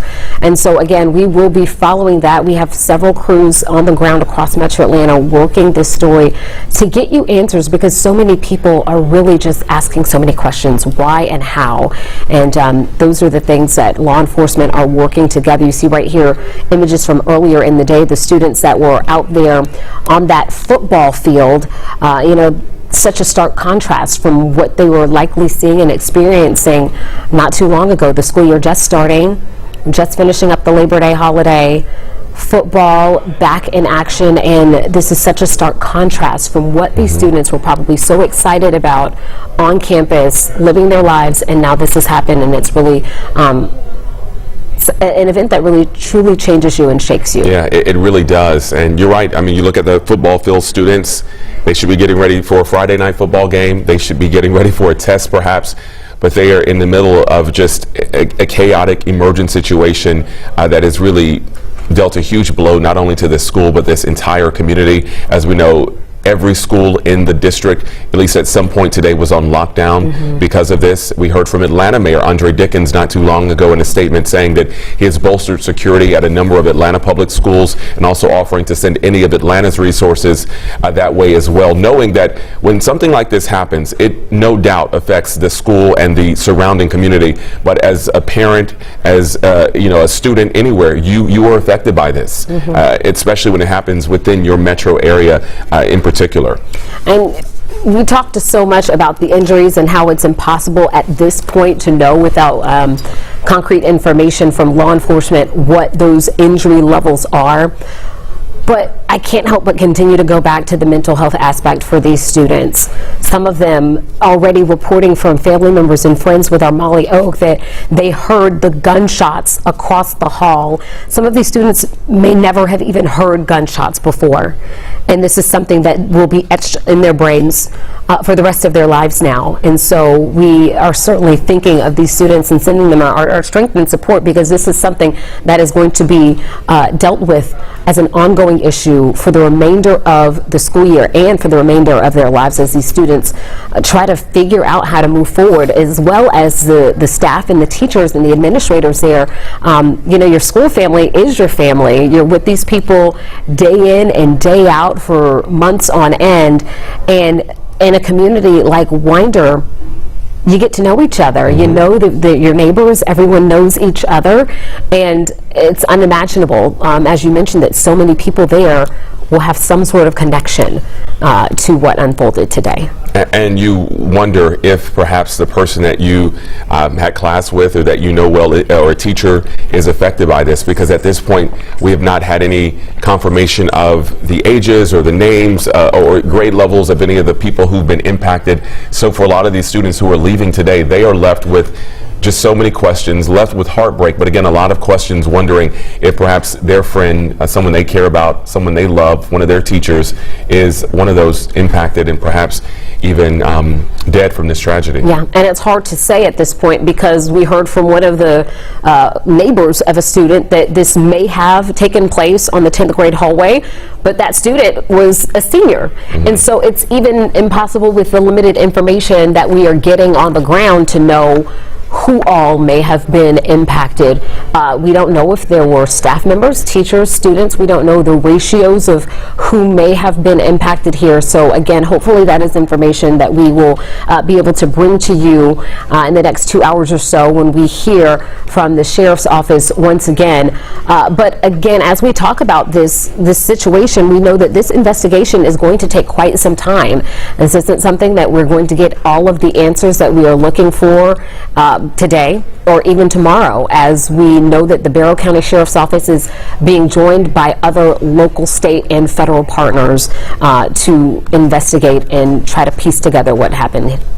That next update, Jennifer, as we've been telling people, in case you were just joining us, according to the sheriff, he says we are going to try to get you another update at 4 o'clock. He didn't promise that would happen, but that's when they're hoping to get another update. He knows that you all want answers, and of course, media, we have our newscasts at 4 o'clock, and so hoping to get the information out to you.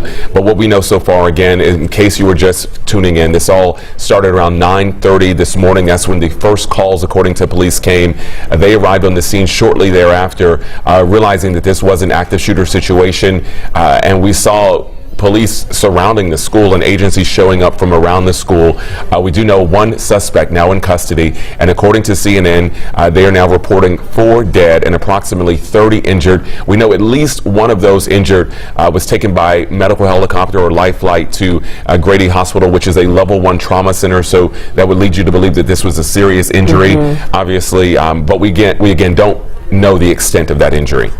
All right, we want to get back out to some sound that our Doug Richards has been gathering, speaking with family members and students out there on the ground, and we understand this information comes from a 10th grader who heard what went on today. Let's take a listen. It was just like a loud boom, as if a locker had slammed, so my teacher thought it was just like some kid acting foolish.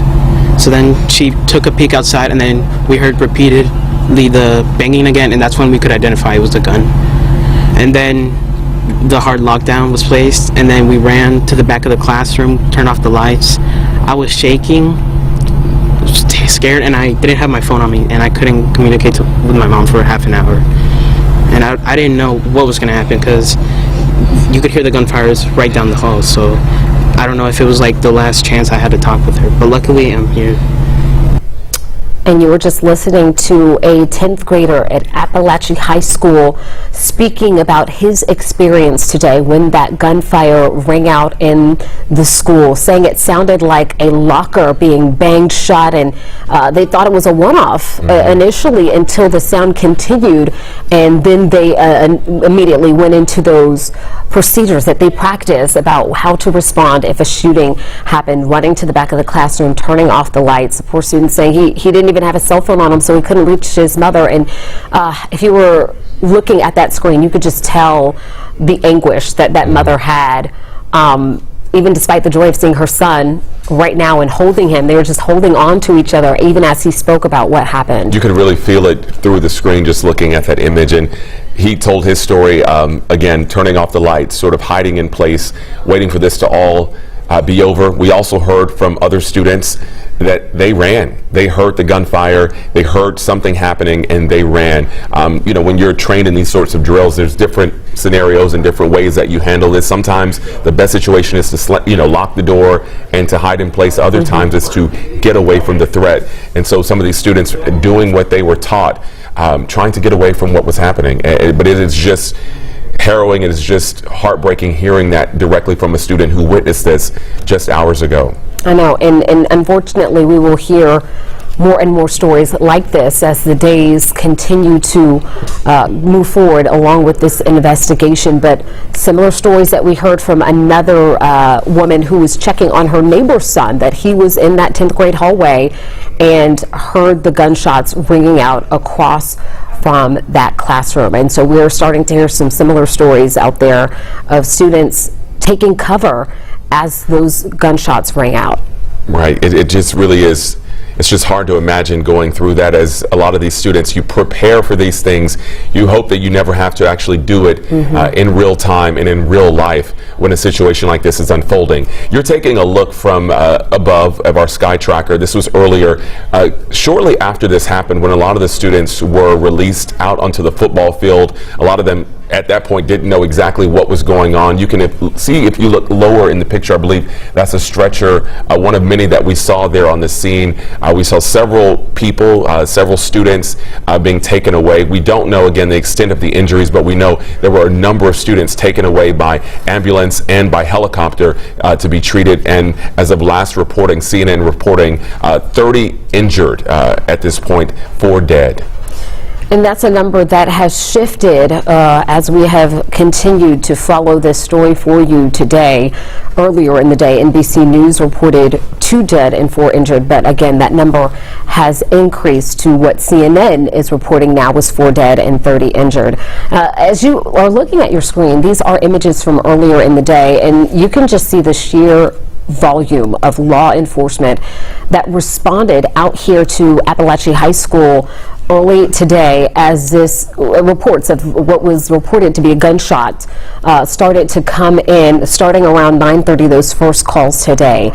We saw countless numbers of law enforcement vehicles. We now know that they are not just from that immediate area, but from all across Metro Atlanta, including state and federal partners as well, responding to this high school as this situation has continued to unfold and as this investigation is getting underway and continuing. We do know from the sheriff's office that 1 suspect is in custody, but there has not been any information from the sheriff's office on who that suspect is, whether it's a student, a teacher. We don't have information from the sheriff's office, at least, about any particular descriptors of who that person is, an age, a reason for their connection to the school, if there even was one. So those are just some of the questions that still remain at this hour that we are hoping to get for you.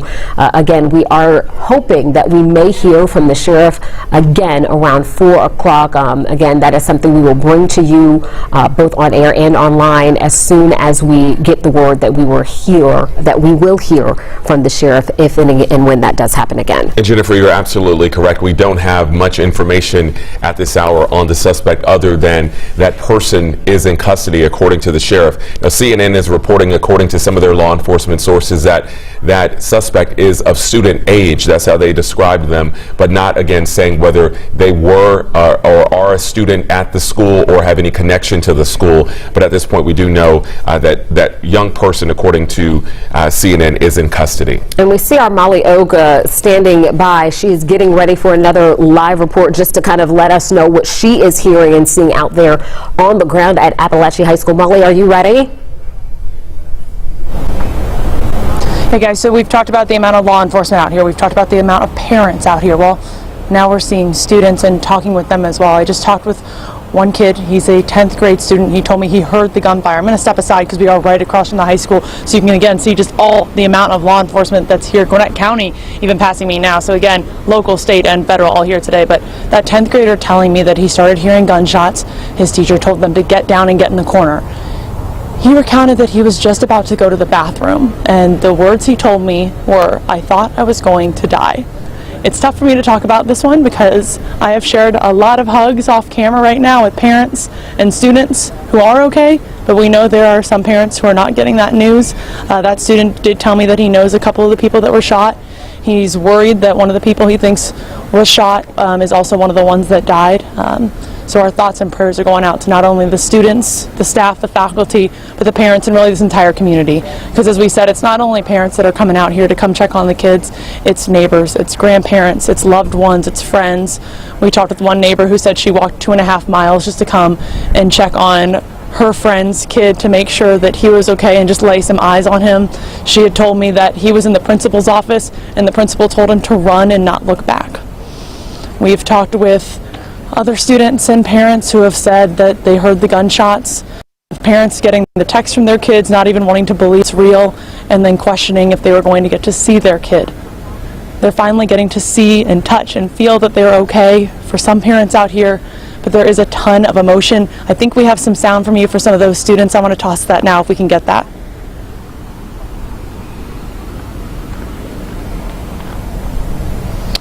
So we are still working on getting that sound, but again, just the overall emotion here for not only the students, but the parents, but also the law enforcement. You really feel a sense of heaviness out here outside of the high school today, guys. All right, Molly, and let us know when you're ready with that sound, because we really would love to hear from some of the people with their reactions and their emotions and what they saw and heard tonight, or really, rather earlier in the day as this unfolds. So, Molly, thank you so much. We can certainly feel from you the emotion of the day out there. So much going through the minds and hearts of the people out here in Barrow County as this continues. It really does take on a different type of emotion when you start hearing the words directly from those students. And Molly and Doug and some of our other reporters out there have been talking directly to students. We just heard from, according to Molly, that student saying that they were told to get in the corner and they could hear the gunfire, and they believe that someone they know was shot, and perhaps one of the ones who was fatally injured. And that's when it really gets real for a lot of people, because it's not just a shooting. This is someone you know. This is someone you have class with, and just to hear that from students, I think really you can understand why it brings that type of emotion out. Potentially someone you may have grown up with and gone to elementary, middle, and now high school with. And we hear these situations all across the country so many times, and as you said, it just becomes real when it's right here in your own community. We do know that this story is having wide-reaching effects. We heard from U.S. Attorney General Merrick Garland earlier making comments and sending his thoughts and offering assistance. But right now we also understand that the White House will be providing a briefing very shortly. We will, of course, bring you that as soon as we know somebody comes and steps to the stadium. We understand President Joe Biden has been briefed on everything that's going on. It's not clear right now who from the White House will be speaking, but again, we will bring you that as soon as we see someone moving toward the podium. But again, this just signals how serious of a situation this really has become. come as it continues to balloon.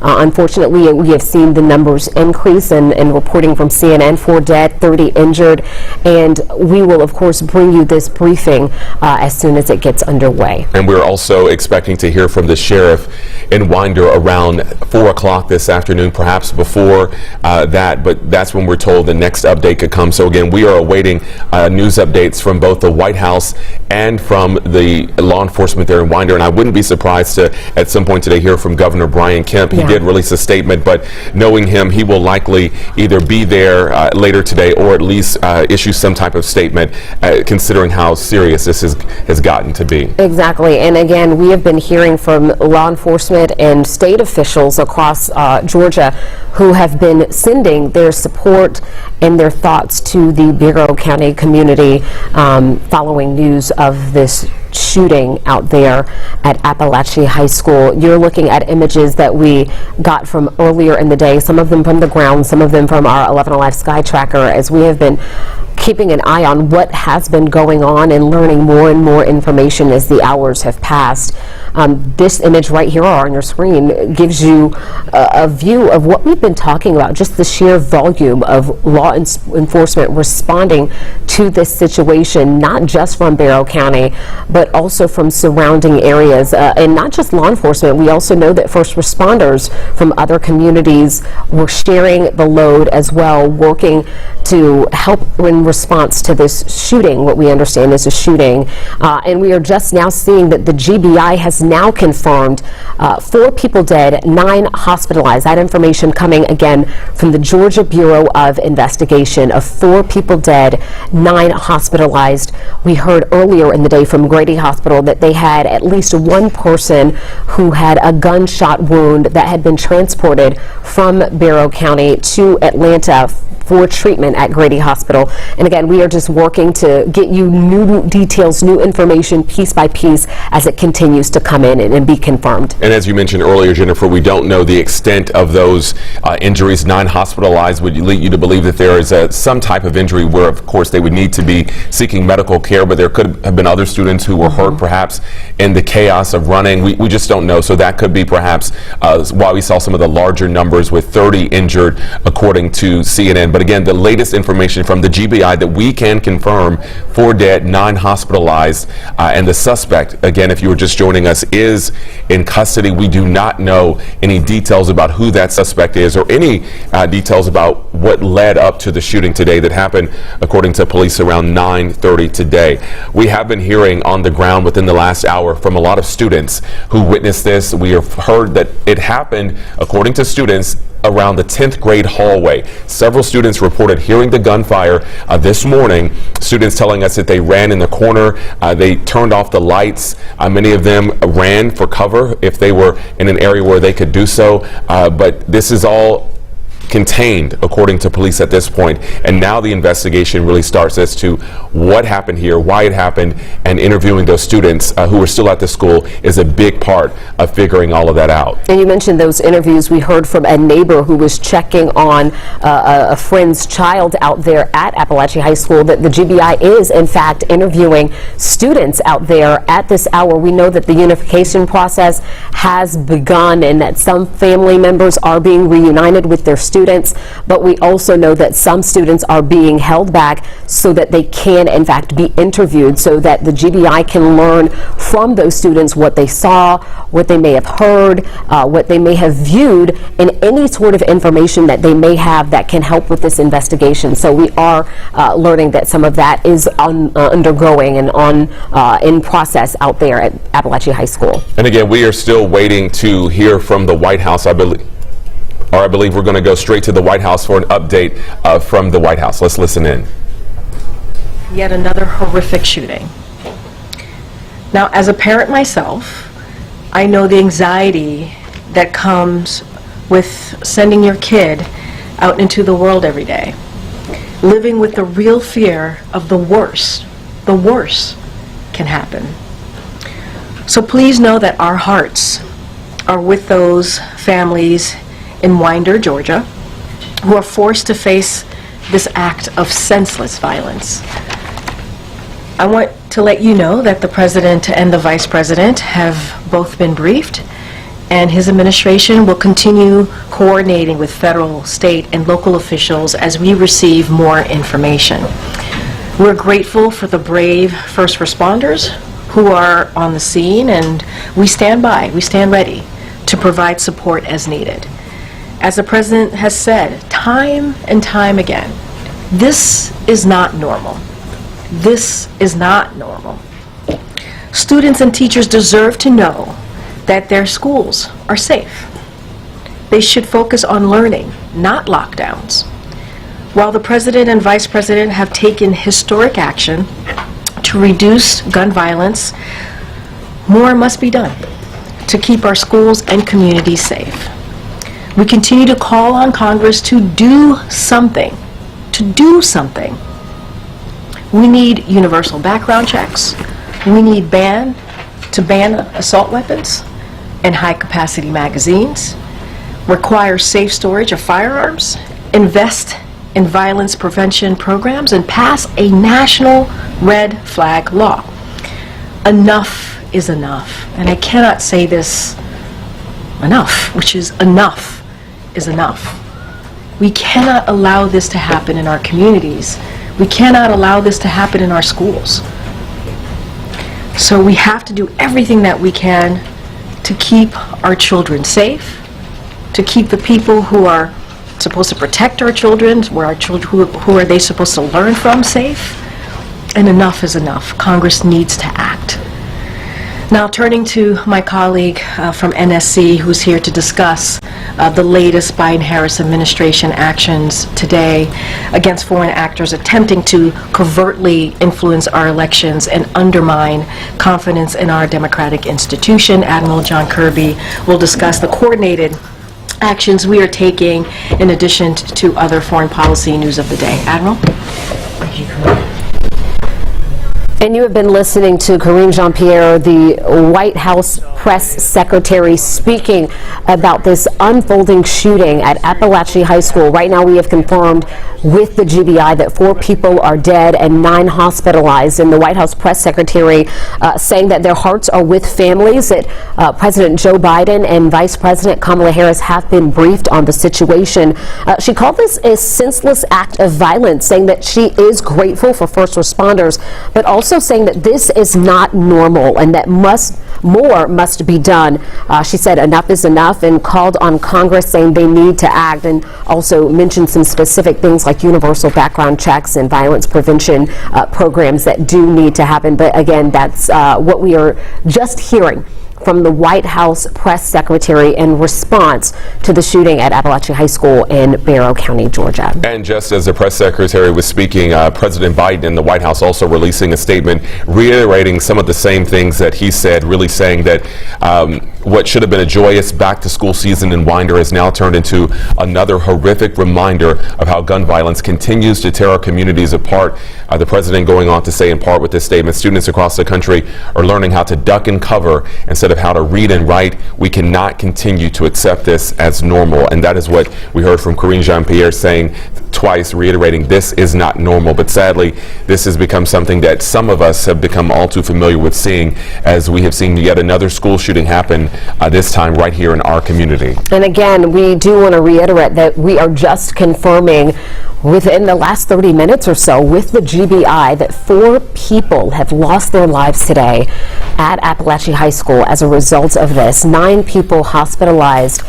We do not know at this hour the extent of the injuries of those who have been hospitalized, but we are working to gather more information. We heard from the sheriff earlier today.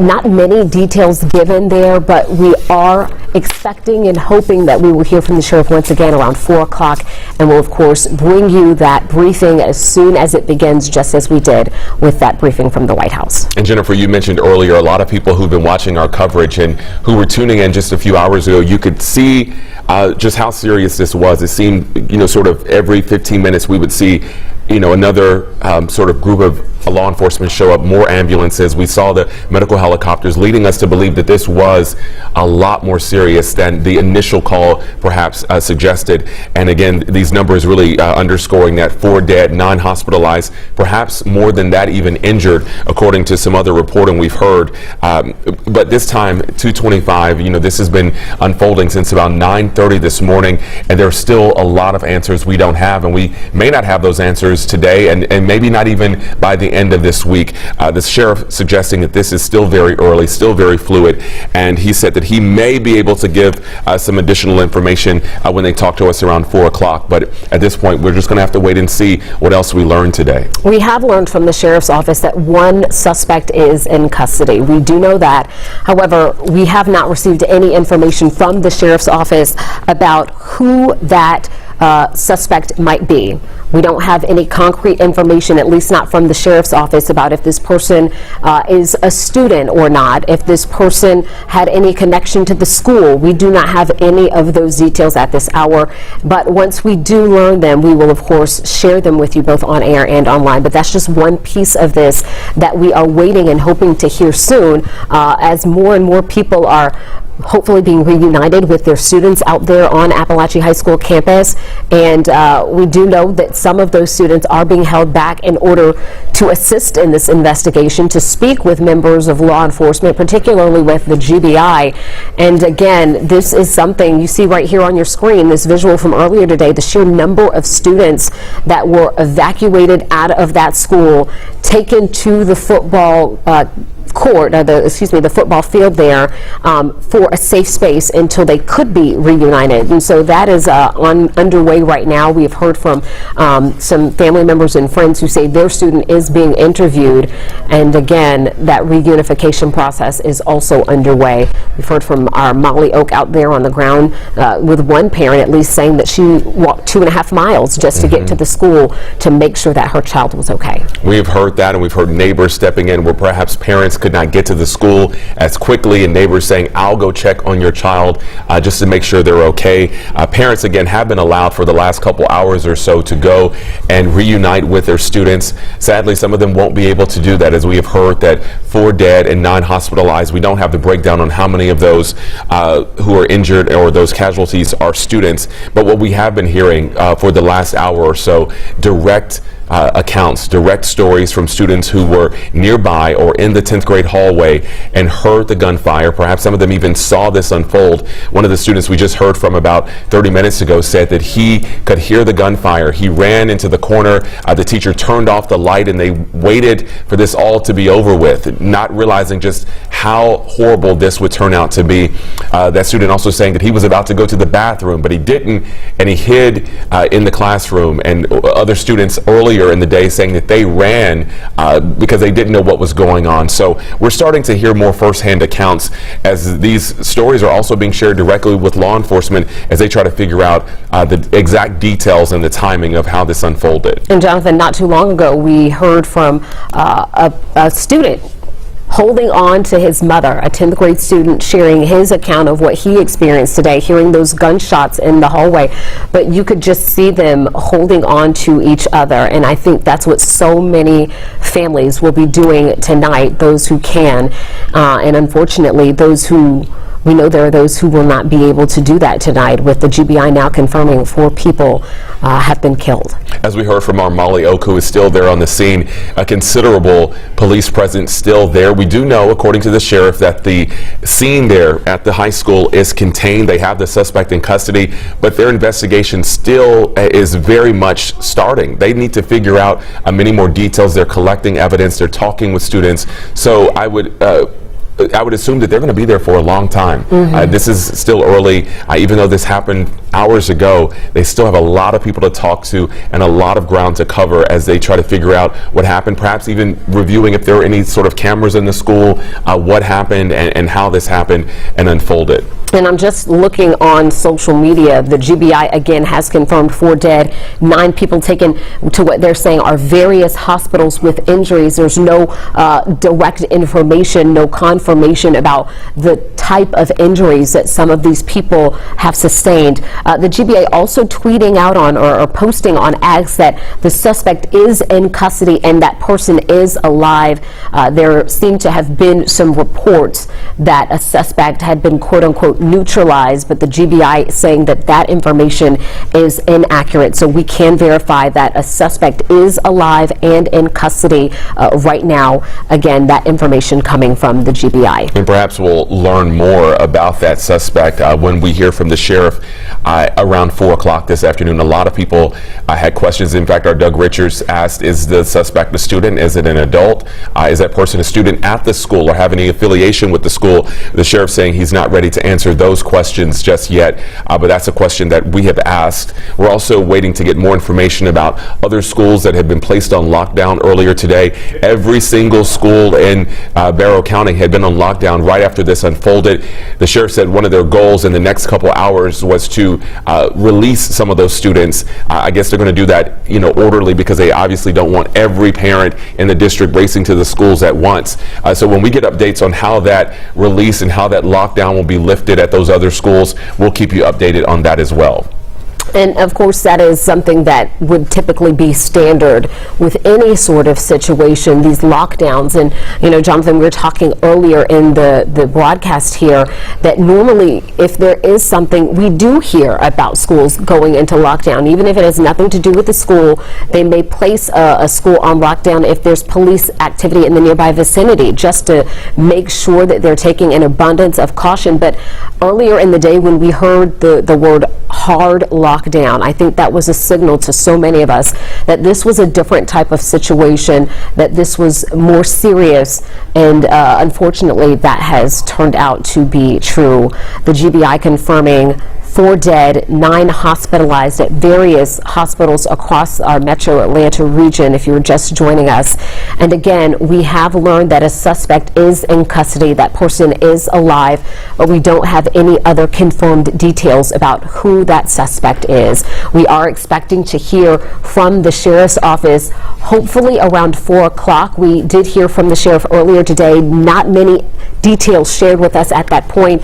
The sheriff saying that he hopes to speak again around 4 o'clock and hopes to be able to provide more information and hopes to, at that point, be able to answer questions from the media. And we'll, of course, bring you that as soon as we get word that it is coming and as soon as we get word that it is about to take place. Again, the sheriff really the only one at this point authorized to speak on the investigation, but we have heard and received statements from Governor Brian Kemp along with Atlanta Mayor Andre Dickens emphasizing the resources from the Atlanta area will be sent to this area, along with additional patrols being stepped up at Atlanta public schools in light of what's happened. We also, within the last 20 minutes, heard from the White House, from the press secretary, Karine Jean-Pierre, and others. But again, the only specific information about the investigation has been coming from the sheriff, and around 4 o'clock, he's expected to provide another update on that from Winder. Again, as I said, I would not be surprised to hear from Governor Brian Kemp again this afternoon as well. I think that is something that we will likely get at some point later on this evening, and of course we'll bring you that both on air and online as it comes in from Governor Brian Kemp or anybody else. We will share those thoughts and those messages with you as well. Jonathan, you mentioned that the White House mentioned this during a briefing not too long ago. We brought you that live here just a few moments ago. The press secretary, Karine Jean-Pierre, saying that their hearts are with families. President Joe Biden and Vice President Kamala Harris have been briefed on this ongoing situation, calling this an act of senseless violence, saying that they are grateful for first responders and all the hard work that is being done in response, but saying that this is not normal and more must be done.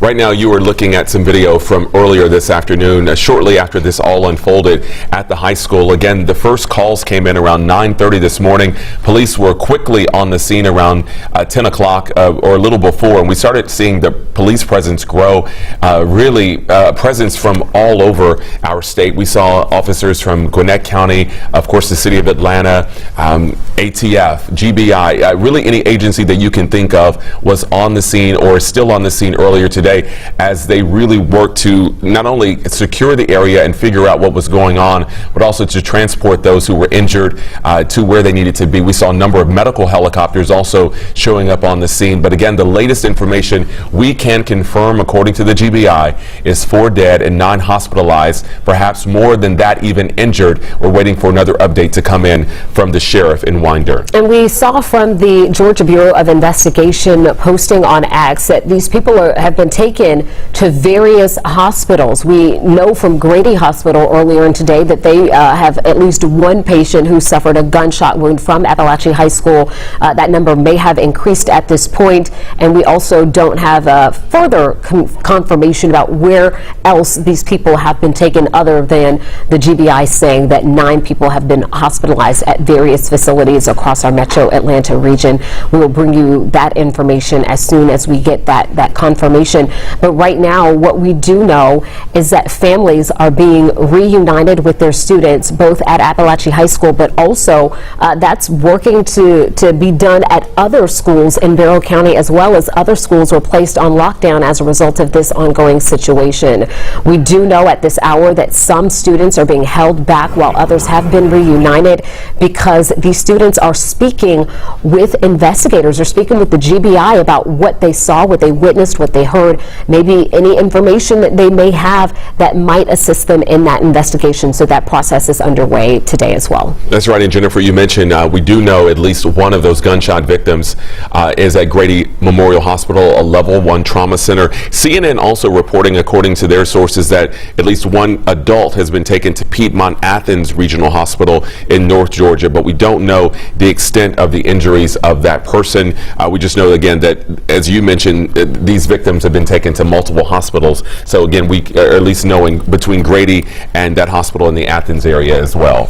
And we know that there are so many questions that so many of you have at home as you're watching this, as you're reaching out to loved ones, and we are working to confirm as much of that information as we can and bring it to you as soon as we have it, both here on air and then online on 11alive.com and inside our 11 Alive News app. We are working to get you that information as soon as it comes in. We also do want to share with you, if you're just joining us, that we are hoping that we can hear from the sheriff's office once again around 4 o'clock, and we will carry that for you both on air and online. And as we know, with situations like this is truly breaking news. Things can change, as we have seen them change really hour by hour. We have learned more information. We have in terms of where the lockdowns stand, in terms of the number of hospitalized, injured, and those who unfortunately are dead from this situation. This is all unfolding. It is changing. We are working. We have our newsroom working.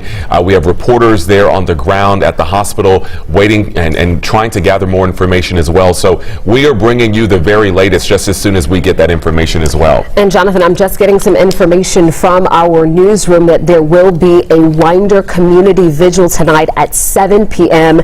This is going to take place at Jug Tavern Park. That's at 113 East Athens Street in Winder, Georgia. The city of Winder is going to open Jug Tavern Park. This is going to be opened up to the community tonight at 7 for an opportunity for everyone to come together and grieve over everything that has taken place today. Grieve those 4 lives lost, according to the GBI, and I'm sure offer up some prayers and support for those who have been hospitalized and the families who have lost loved ones out there today. So again, this is a Winder Community Vigil, the city opening up Jug Tavern Park to the community this evening at 7 p.m. for that community vigil. So if you are one who is in that area, or you'd like to travel to that area to offer your respects and to offer your support, that would be an opportune time to do it at Jug Tavern Park, 7 7 p.m. tonight. That is 113 East Athens Street in Winder, Georgia. Yeah, and you can imagine that a lot of comfort, a lot of prayers, a lot of support will be needed in that community, not just tonight at this vigil, but beyond in the weeks and months to come after something like this. Just, you know, it really does rock the community for an incredible time. I want to go out right now to 11 Alive's Doug Richards. Doug, you have been there at the high school really for a couple of hours now. You've been speaking with students and with some of the parents out there. What else are you learning? Well, we're learning that the students, based on their own characterization of what happened, had a very traumatic experience, and that there was, as some of them said, hard to know initially what was going on. When they heard the initial gunshots, it was hard to know exactly that that's what that was. But then we talked to some students who were in a classroom adjacent to where at least some of the shooting took place, and they had very traumatic experiences. Hearing the gunshots, not really knowing whether the gunshots were going to get closer to them, but recognizing that it was gunfire, seeing signs on the displays that are in each classroom that said that they were on a hard lockdown and indicating that there was a genuine emergency taking place. The teachers putting them into the lockdown protocol where they piled into corners of classrooms in order to sort of minimize the possible exposure as targets. We talked with one young lady by the name of Zoe Gray, who described what she went through in her classroom. Was there ever any moment when you thought you were in danger? Oh yeah, I thought I was gonna die. It was like, it sounded so close. I'm sure it was, because it was right near. I don't know exactly which door, but you hear bang, bang, like they're kind of like they're trying to get in a door. It wasn't our door, but I'm sitting right by the door, and so it sounds like they're trying to get in, but I don't know if it's shots or they're just trying to get in. We were just having a normal day. It wasn't anything different than what we were used to. They usually make you put up your phone, but I was charging mine today, so I luckily had it, and it was just normal. And then bang, bang, bang, hard lockdown, and the teachers were phenomenal. Like, we have a special teacher for the blind kid, and then we have our normal teacher, and they were very good at doing their job of keeping us calm. I talked with probably a half dozen students as they were leaving here. Many of them were with their parents, and the parents gave their blessings to us to talk to them. Almost all of them said that they were convinced that there was more than one gunman. One student told us that they heard shots from different locations within the school. One student told us that when they exited out the actually a couple of students told us when they exited out the hallway, they saw the body of somebody in the hallway who they believed to be one of the student gunmen. So we know that the GBI is telling us that one gunman is in custody. The students at least left here convinced that there was more than one gunman, and that there was and that one of them was killed by police in the course of the investigation. The authorities have not confirmed that, and the students are saying it just based on their observations. Student told us that the one person that they believed was a gunman laying deceased in the hallway actually had a firearm, which she described as an assault rifle, on the ground with him when they led the students past the person deceased in the hallway. So it's hard to tell. Nobody knew. We talked to one student who said that he knew a gunman casually, didn't describe anything particularly unusual about this particular person who he believed was a gunman. But there's a lot of information flying around, obviously, in here, some of which may not be true, but some of which is gathered by people who said they saw firsthand in the hallway as they were evacuating their classrooms, just based on evidence that they saw. The good news, of course, is that it appears the danger's over. The students are casually exiting the school now, mostly with their parents, very relieved that this is over, and not planning to come back to school tomorrow is what they're telling us. Back to you. All right, Doug, thank you so much. And we do want to give you some information from the Georgia Bureau of Investigation. They are saying that the suspect in this shooting is in custody and that that person is alive. They say that reports that the suspect has been neutralized are inaccurate. They're also saying that reports of additional shootings taking place at nearby schools are incorrect. Again, any reports of additional shootings taking place at nearby schools in Barrow County are not correct. That information coming from the Georgia Bureau of Investigation. They're posting this information on X to kind of refute some information that misinformation that is out there. But again, the suspect is in custody. The suspect is alive. Any reports that the suspect has been neutralized are inaccurate, and any reports of additional shootings at nearby schools are also incorrect. And we will likely hear that emphasized coming up in a bit when we hear from the sheriff in Winder any moment now, perhaps around 4 o'clock, though that's around the time we're expecting. So probably actually more looking at an hour from now. But again, Jennifer, you're reiterating that because we have heard a lot of information. Sometimes it is misinformation, sometimes it is rumors. When things like this happen, you have a lot of students who witness things firsthand, students who heard something second or third hand from someone. And so there's a lot of information going around in addition to what we hear and see on social media. So the information we're providing to you is coming directly from the GBI or from law enforcement sources. And as soon as we confirm things or can, sort of knock something out that has been put out there, we can let you know that as well.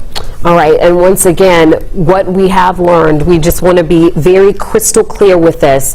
The GBI has confirmed 4 people have died, 9 people have been transported to various hospitals, but the suspect is alive and in custody, and there are no shootings that have taken place as a result at surrounding schools. Jonathan, we've been talking about the reunification process going on not just here at Apalachee High School, but also at other schools in Barrow County. Those processes are undergoing right now. They're underway as parents are being reunited with their students, because we know those other schools were placed on lockdown as well as a result of this shooting. That's right. At one point, every school in Barrow County was placed on lockdown.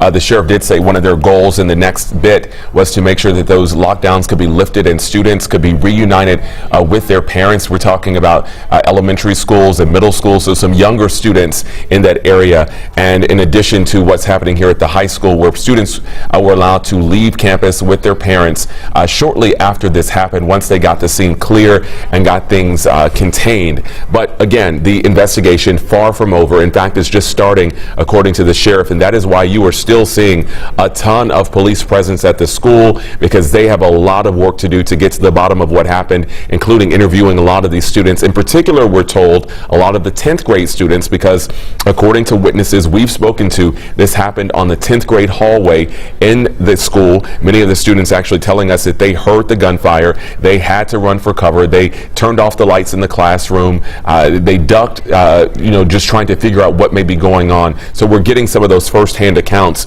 from students as really the hours go by. We also heard from a senior who just so happened to have a class on that 10th grade hall, and so it really is difficult to know what type of student or what range of age or grade may have been more heavily impacted by this shooting directly, who may have been closer to what transpired. But again, we're receiving various accounts from students, from our reporters on the ground there at Apalachee High School, and we are just sharing with you their accounts. I can't get out of my mind, Jonathan, the mother and son just holding on to each other.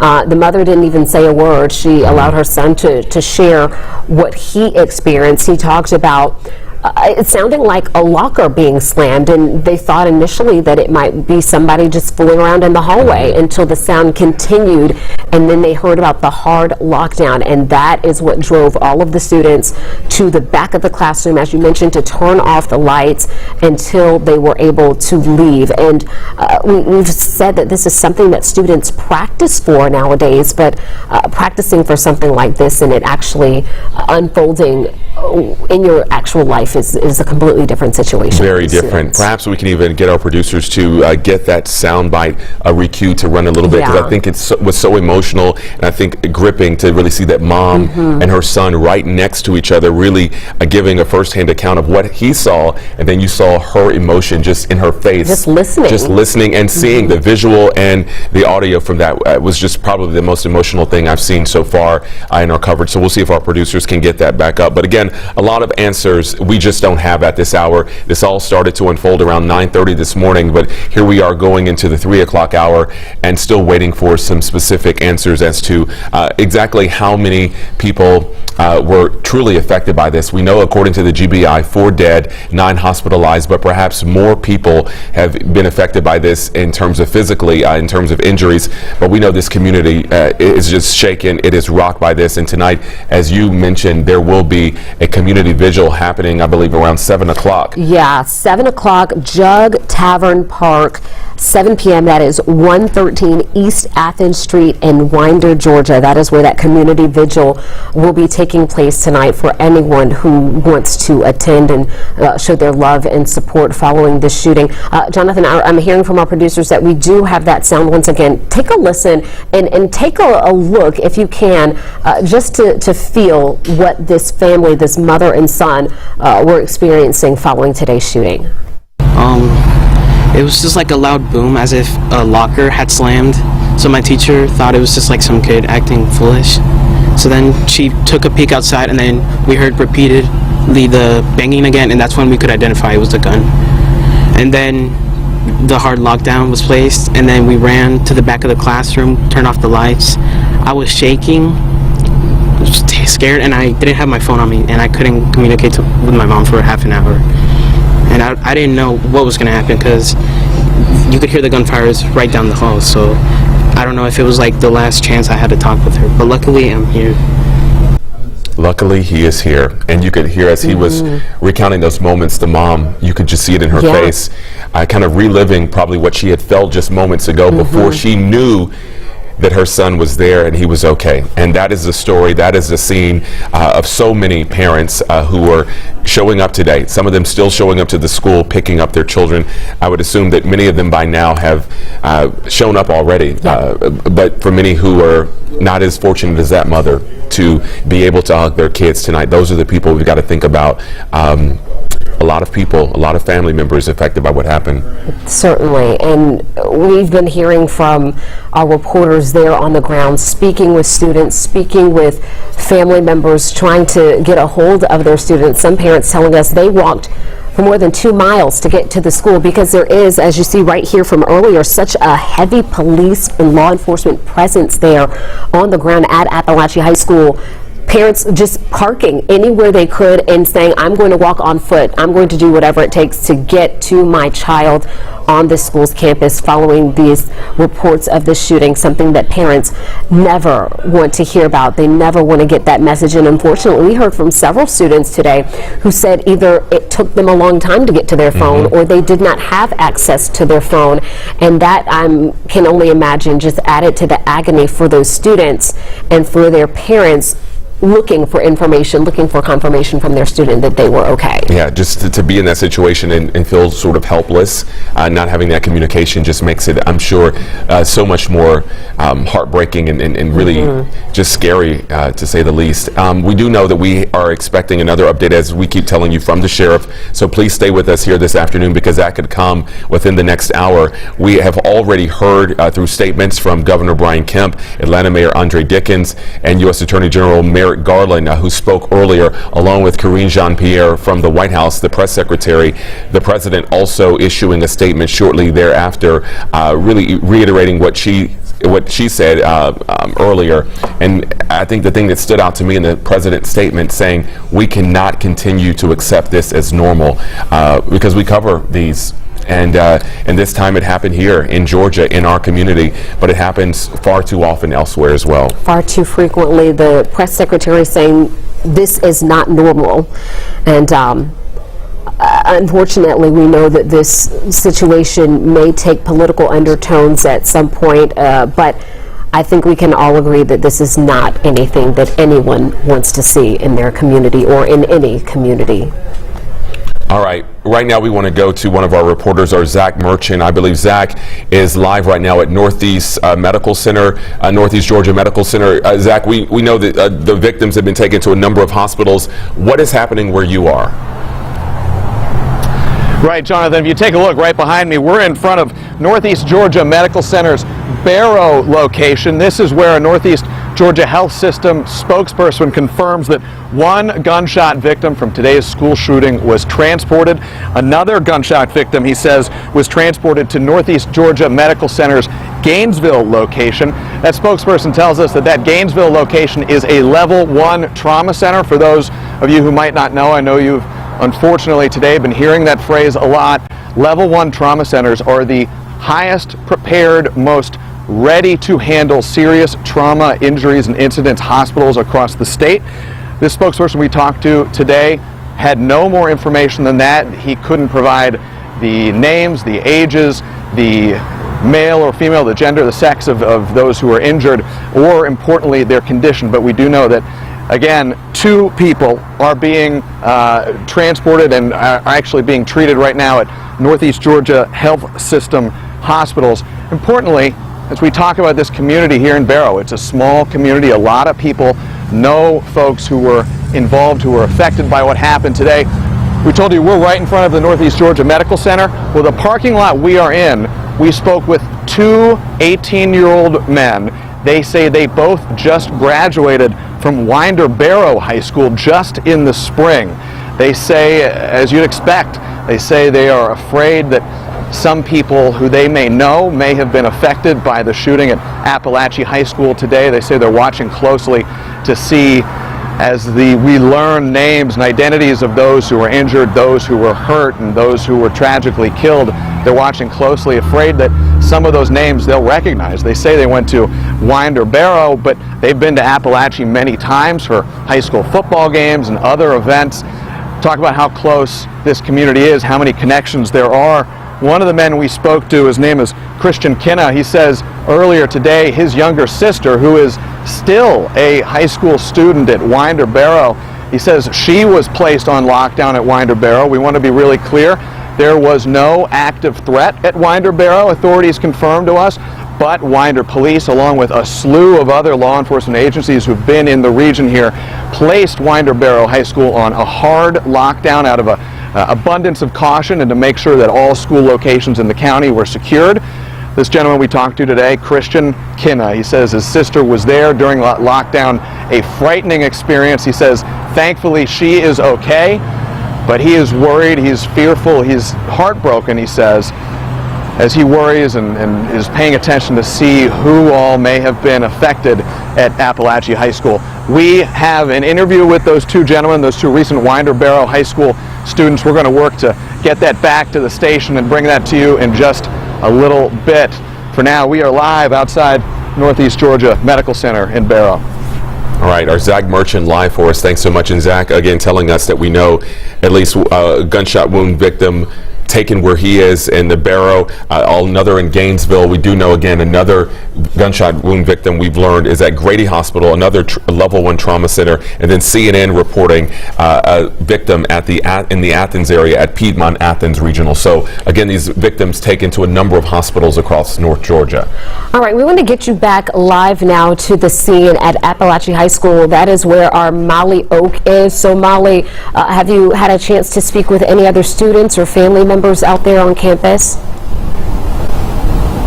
Well, guys, we just want to talk about just how heavy it is right now. We're not seeing as many parents and students come through. For a while there, we just saw dozens coming out of the school, parents finally getting to reunite with their kids, loved ones getting to find either their kids or their friends' kids. I want you to hear from one student I just spoke with. He told me that he thought he was going to die when he heard the gunshots. I heard gunshots, and then my teacher told us to get in the corner, and then they were clearing this. I heard like screaming and police officers like, get down, put your hands on your head. It was crazy. And then when they were clearing their building, like the rooms, because you know sometimes the shooters hide amongst the kids, they were clearing our room and they busted the door. They had an AK at us, like telling us to put your hands in the air. It was really crazy. You just never know what's gonna happen. What was going through your head when all that happened? I thought I was gonna die, and I was gonna go to the bathroom right before it happened, and I'm so glad I didn't, because I would probably be dead right now if I did.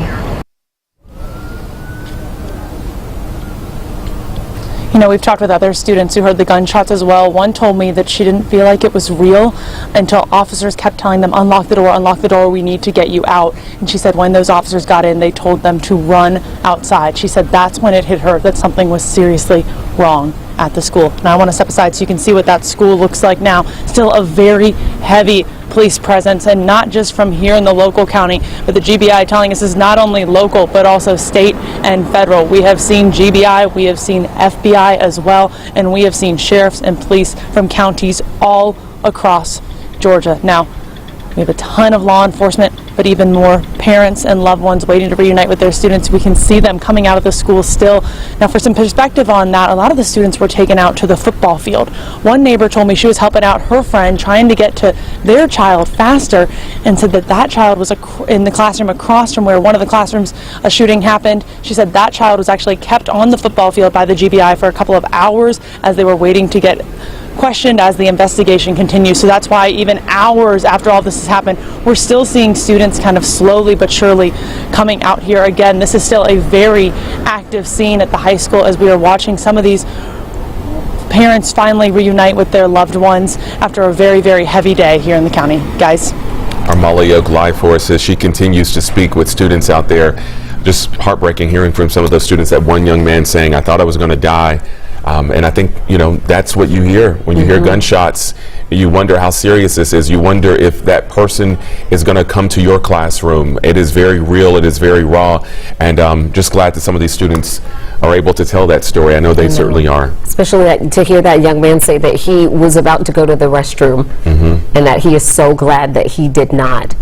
That is not a situation or a thought that any parent or any loved one wants to imagine their child having to have thought that through. Because you wonder, would you have been in the line of fire? Yeah. Because when you think about this many victims, 4 dead, 9 hospitalized, perhaps even more injured, you wonder if I had been in the line of fire, would I be among that number? And that is what some of these students are thinking. One of those students also told Molly that they didn't think this was real. They thought, hey, this may just be a drill, until they heard law enforcement banging on the door saying, get out, run for your life. And that's what so many students did. And that is something that these students, I've been saying, will live with for the rest of their lives. This is going to be something that they have to work through. But fortunately, we have already seen so many things coming together with the community, so many different law enforcement and first responder partners coming forward to help with this situation. We've seen neighbors rushing to the school in the stead of family members who couldn't get there to check on children for their neighbors. We also know that for those of you who are hoping for an opportunity to show your love and support, we know that there will be a Winder Community Vigil that is taking place tonight at Jug Tavern Park at 7 p.m. That's at 113 East Athens Street in Winder. So I'm going to say that information for you once again in case you want to grab a pen and write this down. There is a Winder Community Vigil taking place, and this is going to be at Jug Tavern Park at 7 p.m. This is at 113 East Athens Street in Winder, and that is where that community vigil will take place tonight at 7 p.m. so people can go out there and offer their support to the community and also pay respects to those who have unfortunately have lost their lives in this situation. The GBI confirming 4 people are dead tonight. And I'd assume that that vigil will be packed with people in this community. This is a, you know, not a tiny community, but it's a relatively small community where you would assume that people know someone at that high school. They have a loved one, they have a friend, someone that they know affiliated with this high school. And so this has just affected so many people. So again, that vigil happening tonight. And we are coming up right on the 3 o'clock hour, where we expect within the next hour to hear from the sheriff in Winder to get another update. During his last update a short time ago, he did confirm that there were injuries, there were fatalities, but did not give any specific numbers. Also saying that the suspect is in custody, but not saying much about who that suspect is or any perhaps potential motive behind this today. All right, our Caitlin Ross is joining us now out here. And Caitlin, you say you spoke with a parent about what their experience was as they were learning more and more about the shooting. And waiting to get all of the information they could. That's what's so scary about this. These first calls came in. Parents are rushing to the school trying to get any information we can. This one father I spoke to says he was at the school by 10:30, rushed in, was able to get his daughter immediately, but says from then on it was panic. It was chaos. People were trying to get accurate information. That's what we have been doing all afternoon, is making sure that all of the information that we're bringing to you is accurate, that we have it sourced, that we have it confirmed, because he says there were so many rumors flying, it was hard to keep track of where it happened, who it happened to, when it happened. He says all of the parents and students were corralled out onto the football field. He says it was hot, people were sobbing, kids couldn't get water or food. He says their backpacks, their phones, their car keys were all still inside the school, so they couldn't leave, they couldn't call their parents. He says that he was going around trying to get kids in touch with their parents so they knew where to reunite with everyone. But he says it was a really difficult situation, and I just got off the phone with him 5 minutes. He's still on that football field. Take a listen. It was very unorganized, and the reason being is they weren't ready for this. Nobody's seen this coming. I mean, you don't really know what to do, so they kind of just have them all thrown in the field out here so they can make sure everybody's safe, I think. And what he said there that really struck a chord with me was, you didn't see this coming. You hear about this, but you cannot prepare for this type of horror. And he says that is what the kids and the parents are trying to wrap their minds around right now, that this happened in their community. And Jonathan, I think you made such an important point earlier when you said this is a small community. It's a tight-knit community. And as I was starting to hear from parents and educators and families there, they all know someone in that community. They are all connected to each other. And so that's why we're being so careful to make sure that the information that we're sharing is confirmed, because these rumors are flying. If you've been on social media at all today, you've seen 5 different stories of what could have happened. And so he really wanted to emphasize that he's grateful for the accurate information that's coming out, because the kids are getting really scared as they keep hearing these rumors that turn out not to be true. But in a situation like this, it's so difficult to keep track of everything. Something you pointed out that I think is interesting, we're seeing some of these aerial shots of all the students, but hearing that perspective of what's going on directly on the ground, not having communication, being tired, frustrated, not getting the answers, you can imagine for those students and parents how hard that is. Yeah, he says this is really going to be a hard reset moment where the school and schools across Georgia, across the country, are going to have to come up with a really firm plan, because he says that's where a lot of the frustration comes from, is that he didn't feel like they had a plan. He didn't feel like they knew exactly where to go or how to contact their parents or how to share information about what was happening. So he says, look, the school is trying their best. They're doing everything they can, but it's just really slow moving. And when it's that hot, they don't have water, they don't have access to their phones. It's really frustrating. When I was on the phone with him, I could hear police in the background, and they were really specifically telling people where to go, by which hallway, which teacher, when they were going to be dismissed. I do think this is important to highlight. He said police are taking this extremely seriously in terms of safety with dismissal. No child is being allowed off that football field without a parent and an ID of that parent. So they're checking the IDs of every guardian or parent who comes to pick up their kids against class lists. They have the gates locked, and until you've shown an ID and you can prove who you are, police are not allowing those students to leave with anyone. So they are really locking down the safety there. And Caitlin, as you're talking about that process for the reunification, we now have a live image again of what is taking place out there on that Apalachee High School football field. So we see small groups of people walking around that track. I want to interrupt because we have Vice President Kamala Harris live, I believe, talking. and their families, of course, and we are grateful to the first responders and the law enforcement that were on the scene. But this is just a senseless tragedy on top of so many senseless tragedies. And it's just outrageous that every day in our country, in the United States of America, that parents have to send their children to school worried about whether or not their child will come home alive. It's senseless. It is, we've got to stop it. And we have to end this epidemic of gun violence in our country once and for all. You know, it doesn't have to be this way. It doesn't have to be this way. So we will continue, of course, to send our prayers and our thoughts to the families and all those who were affected, including, you know, I'm going off script right now, but listen, I mean, you know, at the last year, I started a college tour, and I traveled our country meeting with our young leaders, right? And so it was college-age young leaders. So I did trade schools, colleges, universities, community colleges. By the way, I love Gen Z. I just love Gen Z. Right?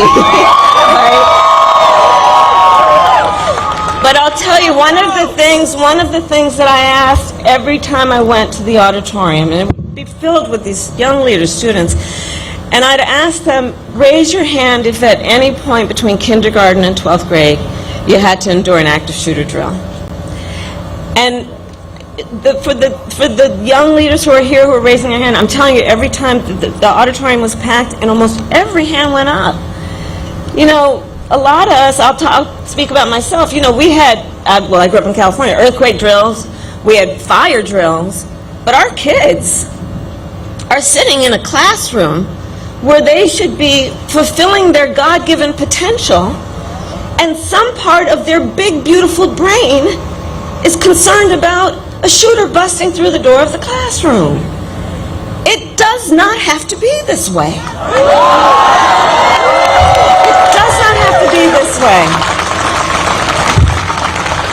And, you know, this is one of the many issues that's at stake in this election. So New Hampshire, we have 62 days to go. 62 days to go. And I'm going to tell you what you already know. This race is going to be tight until the very end. So please, let's not pay too much attention to the polls, because we are running as the underdog. We know what they're capable of. All right, you were just listening there live to Vice President Kamala Harris during a rally in New Hampshire, addressing what unfolded today, calling it an outrageous tragedy and emphasizing, she said, it doesn't have to be this way. All right, we want to get back to Caitlin Ross, who is with us, because Caitlin, you were describing what parents will have to do in order to be reunified with their students out of Apalachee High School. And right now, we're taking a live look at the high school, at that football field where we know students were placed and taken following the shooting. They said they wanted to make sure that security was as tight as it possibly could be. They had the students broken up into hallways that they were in when that shooting happened, and that's how they were trying to start organizing that dismissal. They needed to have a parent and an ID before they were allowed outside of those gates. So the gates were locked, and police officers were checking every single ID of every single parent before a student was allowed to go. The frustration that this dad was telling me, though, was that a lot of the students couldn't get in touch with their parents because they fled the school so quickly. Their cell phones were still in their backpacks. If they had a car there, their car keys were still in their lockers. So they weren't able to leave, even though they were safely evacuated outside the building. He said he was always also really frustrated that it didn't seem like the school had a plan to keep these kids safe once they were outside on the field, that they didn't have water, they didn't have food. He told me he saw people passing out from the heat. So he says they were evacuated safely, but then after they were on that football field, it didn't seem like there was a plan to care for those kids then. He says he understands that they didn't have a plan, because you can't plan for something like this. It's so horrible. It is so unimaginable that when it does happen, the people on the ground are doing the best they can, but what you heard him say was that was not enough. that this was chaotic, that kids were sobbing, they were passing out, and they weren't able to reach their guardians. So he had a lot of frustration there about what was happening and how the school was handling the dismissal. But police officers on the scene, educators, administration from the school, they were very focused on safety, and he made sure to get that point home to us. You can see the kids now still on the track, and he says they have been there since 10:45 this morning. So you see them kind of lined up like that. That's exactly what he was describing, that they were trying to line kids up and organize them and figure out how to safely get them together with their parents to get out of the school. But imagine this, I mean, these first shots happened at 9:30 in the morning. It is now 3:14, and those kids are still alone without their parents on a school football field. Yeah, it's still a fraction of what we saw earlier. I believe some 1,900 students attend that high school, but still, as you said, we're looking at hours later and students still there, still waiting for their guardian, still waiting for answers even as to when things will change. And you never know what a different family's situation in particular is. If a parent can get off work to rush out there. We've heard stories of neighbors going out to try and see about their other neighbors' children because a parent couldn't get out there or couldn't get there as quickly. And so it's very hard to address a situation like this if a parent normally expects their child to drive themselves home or go home with a friend, and now that's interrupted. And this is just specifically talking about this reunification and getting kids back home. Yeah, there was so much organization that was going into this as they were trying to reunify kids with parents, and just hearing you say, gosh, like, if you couldn't reach your kid, if you couldn't get there, it's unimaginable. It is. But unfortunately, these schools are put in the position where they do have to plan for this. They have to be ready for it. I spoke with an ER doctor who was telling me about everything they do to get ready for these situations and how they are all training so specifically for not the if, but the when this happens. He's a trauma doctor, and he was saying that even at the smallest hospitals out here where they might not be surrounded by a big metro area, he says they're training constantly for active shooter drills. And the toll that that takes on the hospital staff and the EMS and the firefighters who are responding out to these scenes is incredible, because they know that eventually they'll be put in this position.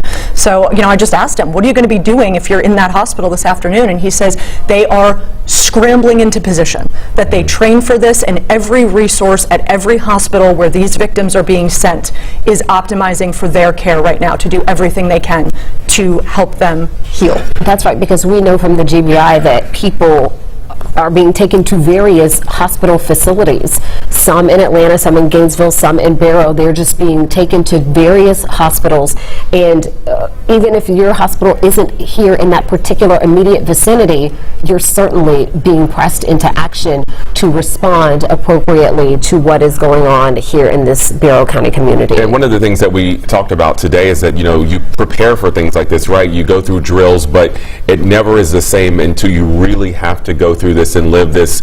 And we saw, even just from the numbers that we have on the screen, 4 dead, 9 hospitalized. When police got there to the scene, they were dealing with an active shooter situation with a lot of victims, you know, so that's all. So of course parents want, you know, to be reunified. Of course parents want their kids to be safe, but this was very much an active scene when they arrived, trying to get to the bottom of just how many victims there were. That was the first thing. And was everyone safe? Were there multiple shooters? So there were a lot of early questions that I think were priority, and perhaps led to maybe a delay in helping some of those students who were on the football field. Right, exactly. I wonder if we could bring up the sound from the trauma doctor, because I thought that was so interesting when he was talking about the impact that this has on hospitals, on caregivers, when they are put into this position where, Jonathan, you said there is such an incredible amount of people who are pressing into these hospitals at once. So his name is Dr. Rashad Edashami, and he is the medical director at a local hospital. I can tell you, as a medical director, it is incredibly nerve-wracking in that we have to make sure that our staff is ready, that they're prepared, that we have the resources, that our X-ray machines and CAT scan machines are all working, that we have the appropriate number of nurses and physicians, and and mentally, psychologically, it does take a toll on staff as well. Yeah, it's going to take a toll on this whole community for a really long time. Another point that he made there was it's important for all of us to remember that this is not an isolated incident today. This is something that we are going to be dealing with as a state and as a country for a really long time. Yeah. Caitlin, thank you so much for all of your reporting today. Thank you. We do want to get to a statement that was just released within the last hour or so from Governor Brian Kemp. He said, "Marty, the girls and I are heartbroken by today's tragedy at Apalachee High School. This is a day every parent dreads, and Georgians everywhere will hug their children tighter this evening because of this painful event. We continue to work closely with local, state, and federal partners to make any and all resources available to help this community on this incredibly difficult day and in the days to come." That statement posted on X by Georgia Governor Brian Kemp. That's right, and we have been hearing from a number of officials all the way up from the White House, President Biden. We just heard live on air from Vice President Kamala Harris. Jennifer, you read that statement from the governor, even down to Atlanta Mayor Andre Dickens, emphasizing the support that the city of Atlanta is providing, not only to some of the schools there in Winder by sending resources, but also bolstering security at some of the Atlanta public schools in light of what happened today. So we have heard and seen a lot of response today as this is all unfolded. And I want to mention, when we were hearing from Caitlin earlier, she was talking about hearing from that parent and how so many students and family and staff members out there on the ground were hearing so many different things, so much misinformation. So I do want to clarify some things that we do know tonight from the Georgia Bureau of Investigation. They are reporting again that 4 people are dead and an additional 9 people have been taken to various hospitals with injuries. This is one of the pieces of information that we do want to clarify here. The GBI, the Georgia Bureau of Investigation, saying the suspect is in custody and is alive. Any reports that the suspect has been neutralized are inaccurate. So that suspect is alive and in custody. We're also hearing reports of additional shootings. The GBI says that is false. Any reports of any additional shootings at nearby schools are false. So that is the verified information from the Georgia Bureau of Investigation. The suspect is in custody and alive, and there have been no additional nearby shootings as a result of what we have seen unfold at Apalachee High School. Good to have that information confirmed. All afternoon, really within the last couple hours, we have been hearing from students who were inside the school, some telling us they were in the 10th grade hallway when they heard the gunfire erupt, some of them telling us they had to run into the corner, turn off the lights, others saying that they heard law enforcement banging on the classroom door telling them to go and run. All right, so we want to bring in our Cody Alcorn now. And Cody, you have been speaking with some folks out there who have connections to people and students out there on the ground. That's right. I mean, you know, this morning started out as a typical morning at this high school. One of several in that community. I actually was woken up out of my sleep by my partner who said, "Hey, do you know our friend Sarita? Her son goes to that school. We need to get in touch with her." I just got off the phone with her. Her son was in the K Hall, so that's what this hall is known as at Apalachee High School. It's 9th and 10th graders in this hall. She says what they found out, what her son's telling her, is that they were in the classroom, all of a sudden heard multiple shots being fired. At that point, they started hearing screams from the classrooms. He was 2 classrooms down from where those shots are being fired. They say they huddled in that classroom, obviously scared. This is not, unfortunately, new to these kids. They've seen this. They've seen it on the news. They've watched documentaries about this. They understood what was about to happen. She said obviously he's in shock. Once they got the clear, the cops came and got them out of their classroom, and that's when he saw what no 9th grader should ever see. He's a 9th grader there. As they were walking, they saw those bodies in the hallway. They looked into a classroom. They could see blood in one of those classrooms, and as you can imagine, Sarita said, you know, he's still in shock at this point. He's been crying off and on. And I asked her, I said, well, how did you find out? You know, that's so many parents are going through that in this community. She was actually at work. A colleague of hers got a text and said, hey, there's been a shooting from her kid, and just want to tell you I love you. Obviously, these kids did not know if they were going to be shot, what was going to happen inside the school. Sarita said immediately they just jumped in the car and started driving to Apalachee High School. She said they were, in fact, one of the first 50 people getting to that school. She said on the way there, they did get in touch, at least with her son. You know, he was hysterical, but said, "Mom, I'm okay, but this is what's happened. There's been a shooting." And she said it took about an hour to get to him. Obviously, every parent wanted to get to their kid and just put their hands on their child. But she said it was about 3 more hours until they could get out of that football field. You know, she was there among these parents and students. And I think now it's the shock, and I think it's setting in that this happened in our community. You know, I was telling the newsroom a while ago, I was just up there talking to Sheriff Judge Smith. You know, he graduated from the nearby high school about 8 miles from there. He's from that community. And I think the context of this is the fact that when they got that word, shots being fired inside Apalachee High School, many of those men and women responding there either had children there, they know a family member there, they had no students that are there, and the whole time driving there, they knew what was about to happen. And I think, you know, those 911 dispatchers, I think we forget about them. That's what, you know, I was hearing parents, students calling in and saying, "Hey, what's going on?" Those dispatchers trying to get all of these officers there, but I think it's just, now it's setting in, like, this has happened in our community. I think that's the reality setting in. I don't think you ever think it's going to happen to you. Yeah, and you mentioned the heartbreaking reality that these students had to see some of this. It's difficult enough to know that someone you know, someone that you love, someone that you see every day at school has lost their lives or has been injured, but then to see the results of that with your own eyes in class, that is something, I keep saying, the mental toll this is going to take on so many of these students, that is something they will never be able to forget. Yeah, I just watched a documentary. I mean, it's ironic, just literally this past weekend, of a past school shooting down in Florida. We all know that one very well, and that's what those students who were interviewed said they'll never get out of their minds. They wish they hadn't seen those bodies. They wish they hadn't seen the blood, because that's what they'll never get out of their minds. And, you know, I think that's what Sarita, you know, I think parents are now concerned, you know, what did they hear, what did they see? And I think now it's just, you know, starting that dialogue and trying to process that, because I don't think, you know, as a 9th grader, that's not what you ever want your 9th grader to see or experience. And I think for those kids, again, they heard that first shot and they already knew.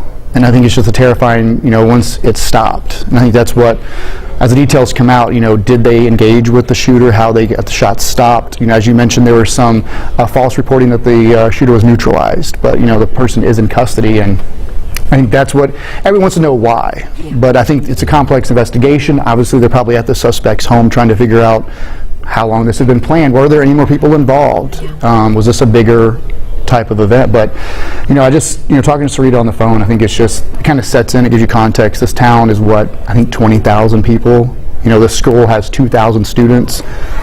Obviously, every student at that school or parent knows that student or that teacher or that coach, whoever might have been these victims, they're not walking out. You know, everybody walked into school today thinking, hey, it's, you know, it's a regular Wednesday, and unfortunately, some of those people are not walking out of that school. Did Sarita say if that student had been interviewed by the GBI or anyone on scene, or had any questions?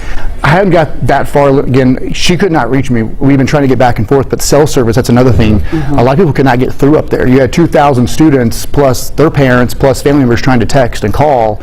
That was tying up the lines. And you had all of these emergencies, responders texting, calling, and so a lot of people couldn't get a hold of their loved ones.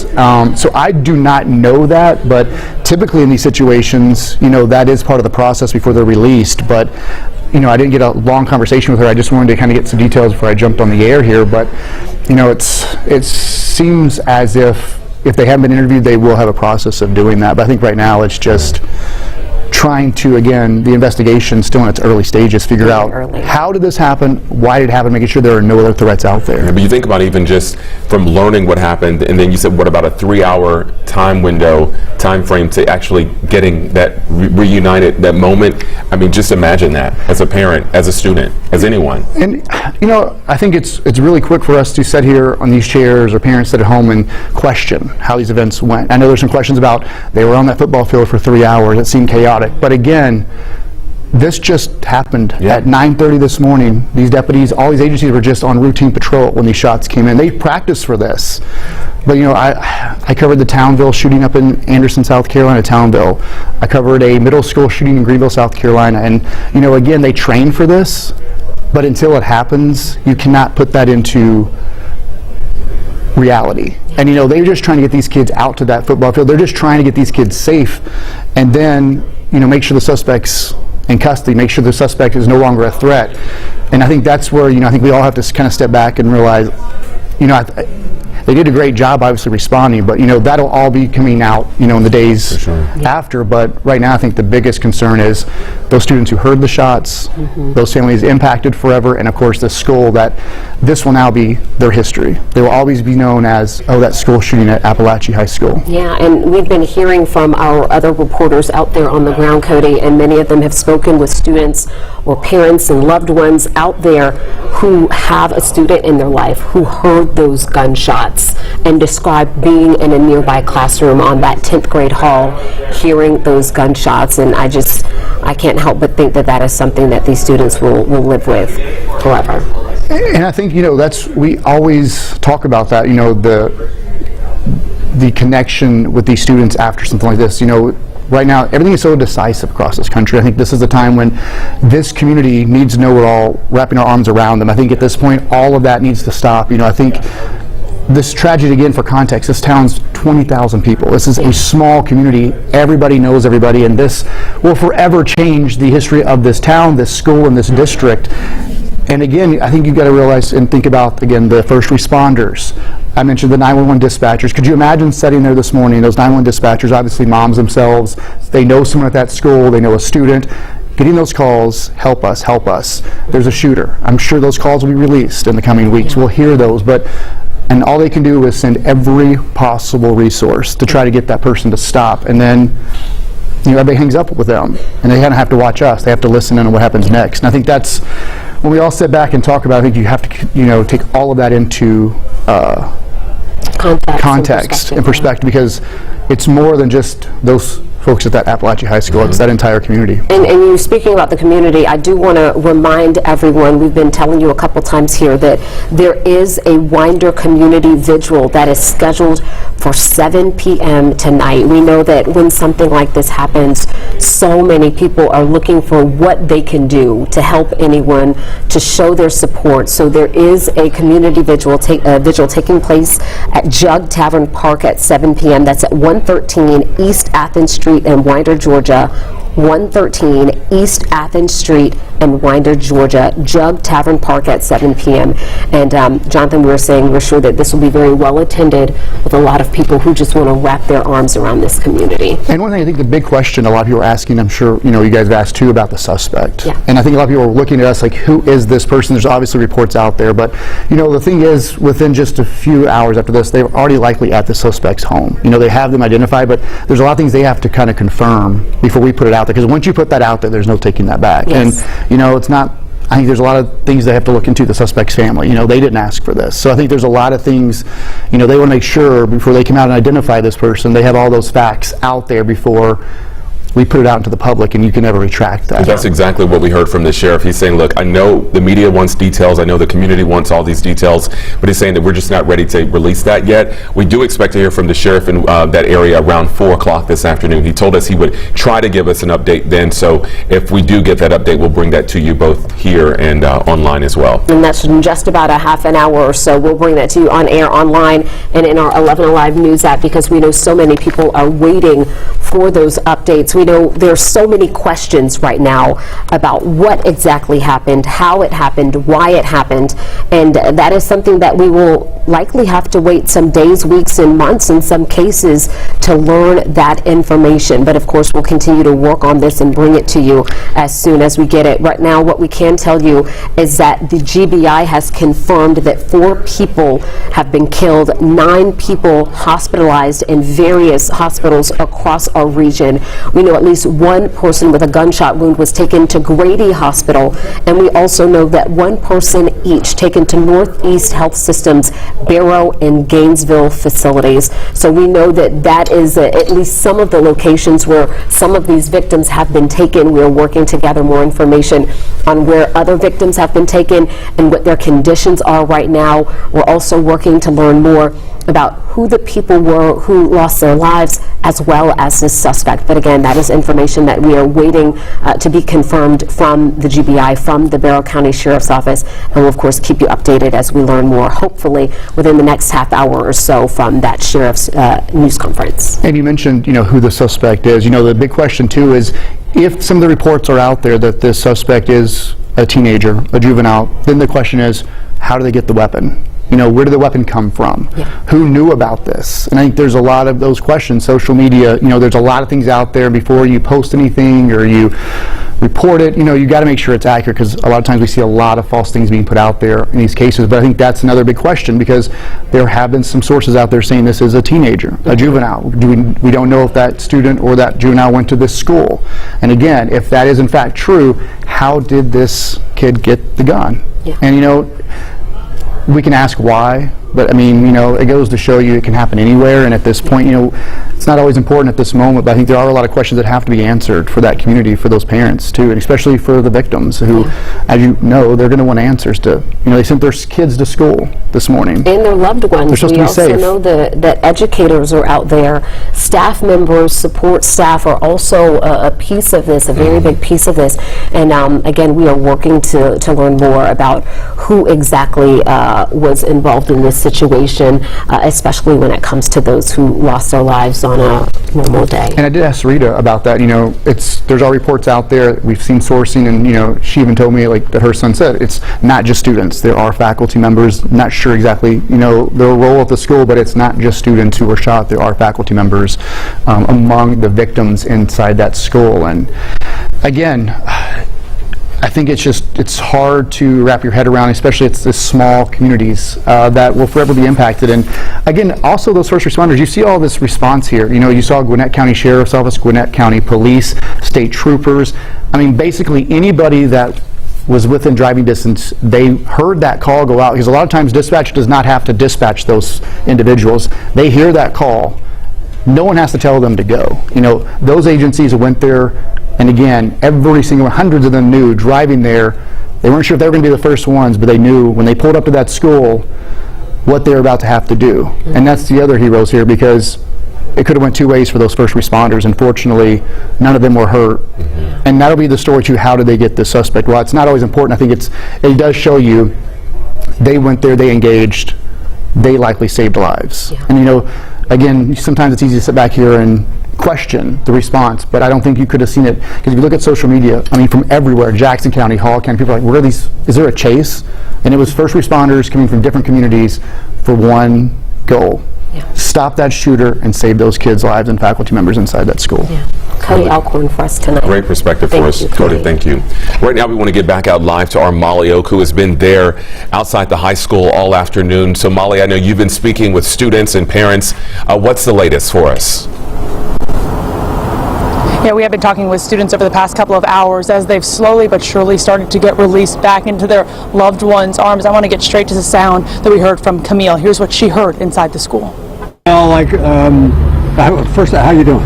I'm good. A little traumatizing. It's not really something someone should ever have to go through. It's not something I ever want to go through. Yeah, it's traumatizing. A lot of people were crying. Were you one of them? Yeah, I was one of them. I was crying. I didn't want to die that way.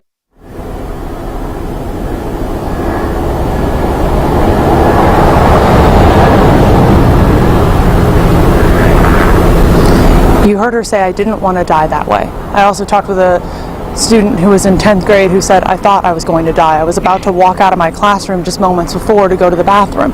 It's that scary thought that's starting to set in with students now, hours later. One girl said she heard the gunshots, but it didn't even hit her that something was happening until law enforcement came in and told them to run outside. That's the feeling here. Now I want to step aside because we are right across from the school so you can get a look at what it's feeling like and what it looks like out here. Still a really heavy law enforcement presence. Now we are getting some news from CNN. They are reporting that Apalachee High School did receive a phone call this morning that warned about shootings. CNN is saying officials are telling them that.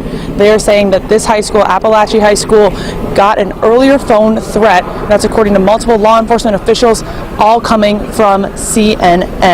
Now, again, we've been talking with students who heard those gunshots. We've been talking with loved ones who are waiting to hear from their students. I heard Cody mention this earlier, but something to keep in mind out here, not only with the mass amount of law enforcement and parents and loved ones and students, is that these parents and loved ones are trying to get connected back to their students. Signal out here is rough. Texts are not going through. Phone calls are barely going through. So that's just adding to an already heightened stress environment when you're talking about something so harrowing, so awful happening going on. You, one, can't get to your student, you can't get to your child, you can't get to your grandchild, you can't get to your friend's child just to see if they're okay, and you're not even being able to hear from them either because those texts and phone calls aren't going through. Some of the students also telling me that they didn't have their phones on them at the school, or when law enforcement came in, they had to leave their phones behind or weren't able to grab their phones. So they're telling their parents there's a shooter, but then they're not able to text them again because they left their phone in the classroom when they had to get out. Now, once students were moved out of the school, they were moved to the football field. Parents were telling me that. I talked with a neighbor who came out to check on her friend's child. You talk about the community feel out here. That neighbor heard from her friend. The friend was saying, there's a shooting at my kid's school. I'm an hour away. How quickly can you get there? That neighbor dropped everything she was doing to get to that student. She was not able to pick that student up, but she was able to go up to him, check on him, give him a hug, make sure he was okay. She was telling me that he was actually with the principal when the shots first started firing, and she said that the principal told him to run and not look back. Can you imagine hearing that as a child? Because just hearing it as a reporter talking to these folks has been incredibly emotional. I cannot tell you the amount of hugs I have shared with people off camera when they're walking by us. We're just asking them, is your loved one okay? Is everything good? And they're either saying, yes, thank God, or I just got to speak with them, or I just got to hug them. And it is emotional out here, guys. There is this feeling of community, of everyone just wanting to help, because it was hard to get down here. Now, the road has opened up a bit since we've been down here for hours now, but when we first got here, you had to park and walk. That one neighbor telling me that she parked and walked 2.5 miles just to try to get as close as possible to lay some hands on these kids. Because you think about it, it's one thing to get a text from your child or from your grandchild or from a loved one saying, there's a shooter, I'm okay. It's a totally different thing to physically see your child, to physically get to hug them. Now, when we talk about the kids being out on the football field, you've seen that they're still coming out from the football field. It's been taking hours. One of the folks I talked with whose loved one heard the shots, they said they were able to check in on them on the football field, but that child had to stay out there because they were going to get questioned by the GBI. So they said that could take a couple of hours. Now, it's been a couple of hours since I spoke with them, but that's maybe one of the reasons why this is taking a little bit of longer than many people would have expected, which of course always feels even longer when you're just waiting to see your kid again. So it does sound like they're at least letting parents go up and reunite with the kids if they are still getting questioned and having to wait for a bit before they can actually be released and come home. Now, some of the kids I was also talking to said they don't plan to come to school anytime soon. They're still really processing this and trying to sit with this. But again, a really heavy presence here. We're talking local, state, and federal here, all coming in on this investigation, and the entire community really just hurting today, guys. Understandably so. Our Molly Oak live for us at the school where she's been talking with students and parents all afternoon, hearing story after story. Many of those students who heard the gunfire, some who were close by and really saw what happened, others just running for their lives, not knowing what was going on. As she mentioned, there is still a large police presence there at Apalachee High School in Winder. Also, there are still a number of students. We saw a live shot about 30 minutes ago of I'd say maybe 30 or 40 students still on the track near the football field waiting to be reconnected with their parents, as we have seen little by little that number go down as those parents have been showing up to the school for the last 5 hours. And right now we are continuing to hear from our various local leaders. We have a statement from Senator Reverend Raphael Warnock we want to show you right now from his response. He says, "My heart breaks for the families of the victims at Apalachee High School, and every student and the entire Winder community is in my prayers, but we can't pray only with our lips. We must pray by taking action." That coming from Senator Reverend Raphael Warnock. He went on to say, "Until we center the people and start a serious bipartisan conversation in Washington and state capitals across the country to advance popular common sense gun safety reforms, the sad truth is it's only a matter of time before this kind of tragedy comes knocking on your door." Again, that coming from Senator Reverend Raphael Warnock today in response to the shooting today at Apalachee High School. We have also, Jennifer, heard today from a number, as you mentioned, a number of elected officials, including Governor Brian Kemp, Atlanta Mayor Andre Dickens, all the way up to the White House. President Joe Biden issuing a statement along with his press secretary, speaking at the beginning of her conference, her news conference earlier today. A lot of statements, a lot of prayers, a lot of support, but a lot of people saying we've got to do more than that to prevent something like this from happening again. As you're taking a look at some video from earlier today, shortly after this all unfolded, around 9:30 this morning, when the first calls came in to police about shots being fired there at the high school. Shortly thereafter, police responded and were able to engage with the shooter, the suspect, who we understand is now in police custody. All right, we want to get now to Dr. Cedric Alexander. He's the former DeKalb County Public Safety Chief. Dr. Alexander, can you hear us?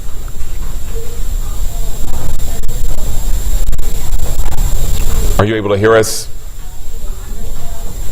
Yes. All right. Dr. Alexander, thank you so much for your time and reaching out and speaking with us today on what is really a terrible day for the community in Barrow County. What kind of insight can you give us and share with us as local law enforcement there and partners around the Metro Atlanta area are working to begin this investigation? Well, yes, this is still at the beginning of this investigation, and hopefully we'll learn more here pretty soon. When they do a press conference and give us more information around maybe as much as they're able to share around what occurred and the number of people that were injured and sadly the number of people that lost their lives as well. You know, here we are again at another school shooting here at a public school, a private school, or any institution in this country, and we seem to just cannot figure out what is it that we need to do to reduce the likelihood of these types of events. So I think what you're going to hear is what took place, and hopefully they give us some timelines around some of this. But this is going to be an ongoing investigation that involves local agencies there in Barrow County and of course throughout the state and from our federal partners as well. So I think here shortly we may learn more, but this is a sad day for that community, for the state of Georgia, and for this entire country. And we're all upset and sickened by hearing these ongoing types of school violence where you have a shooter that do so much harm to so many people across this country and in that community as well. We all are traumatized by it, to be honest with you. And we know a lot of times when shootings like this happen, in particular where you have a lot of people impacted, police don't tend to release a lot of information early on. We know we're going on 5 hours until this happened or from this happening, and we still don't know a lot. Explain the process of an investigation like this and why it may be a little slower to get some of that information out. Well, certainly what you want to do when you have this type of a horrible event that take place. And I myself, some years ago, when I was chief of police there in DeKalb County, Georgia, we had a school shooting.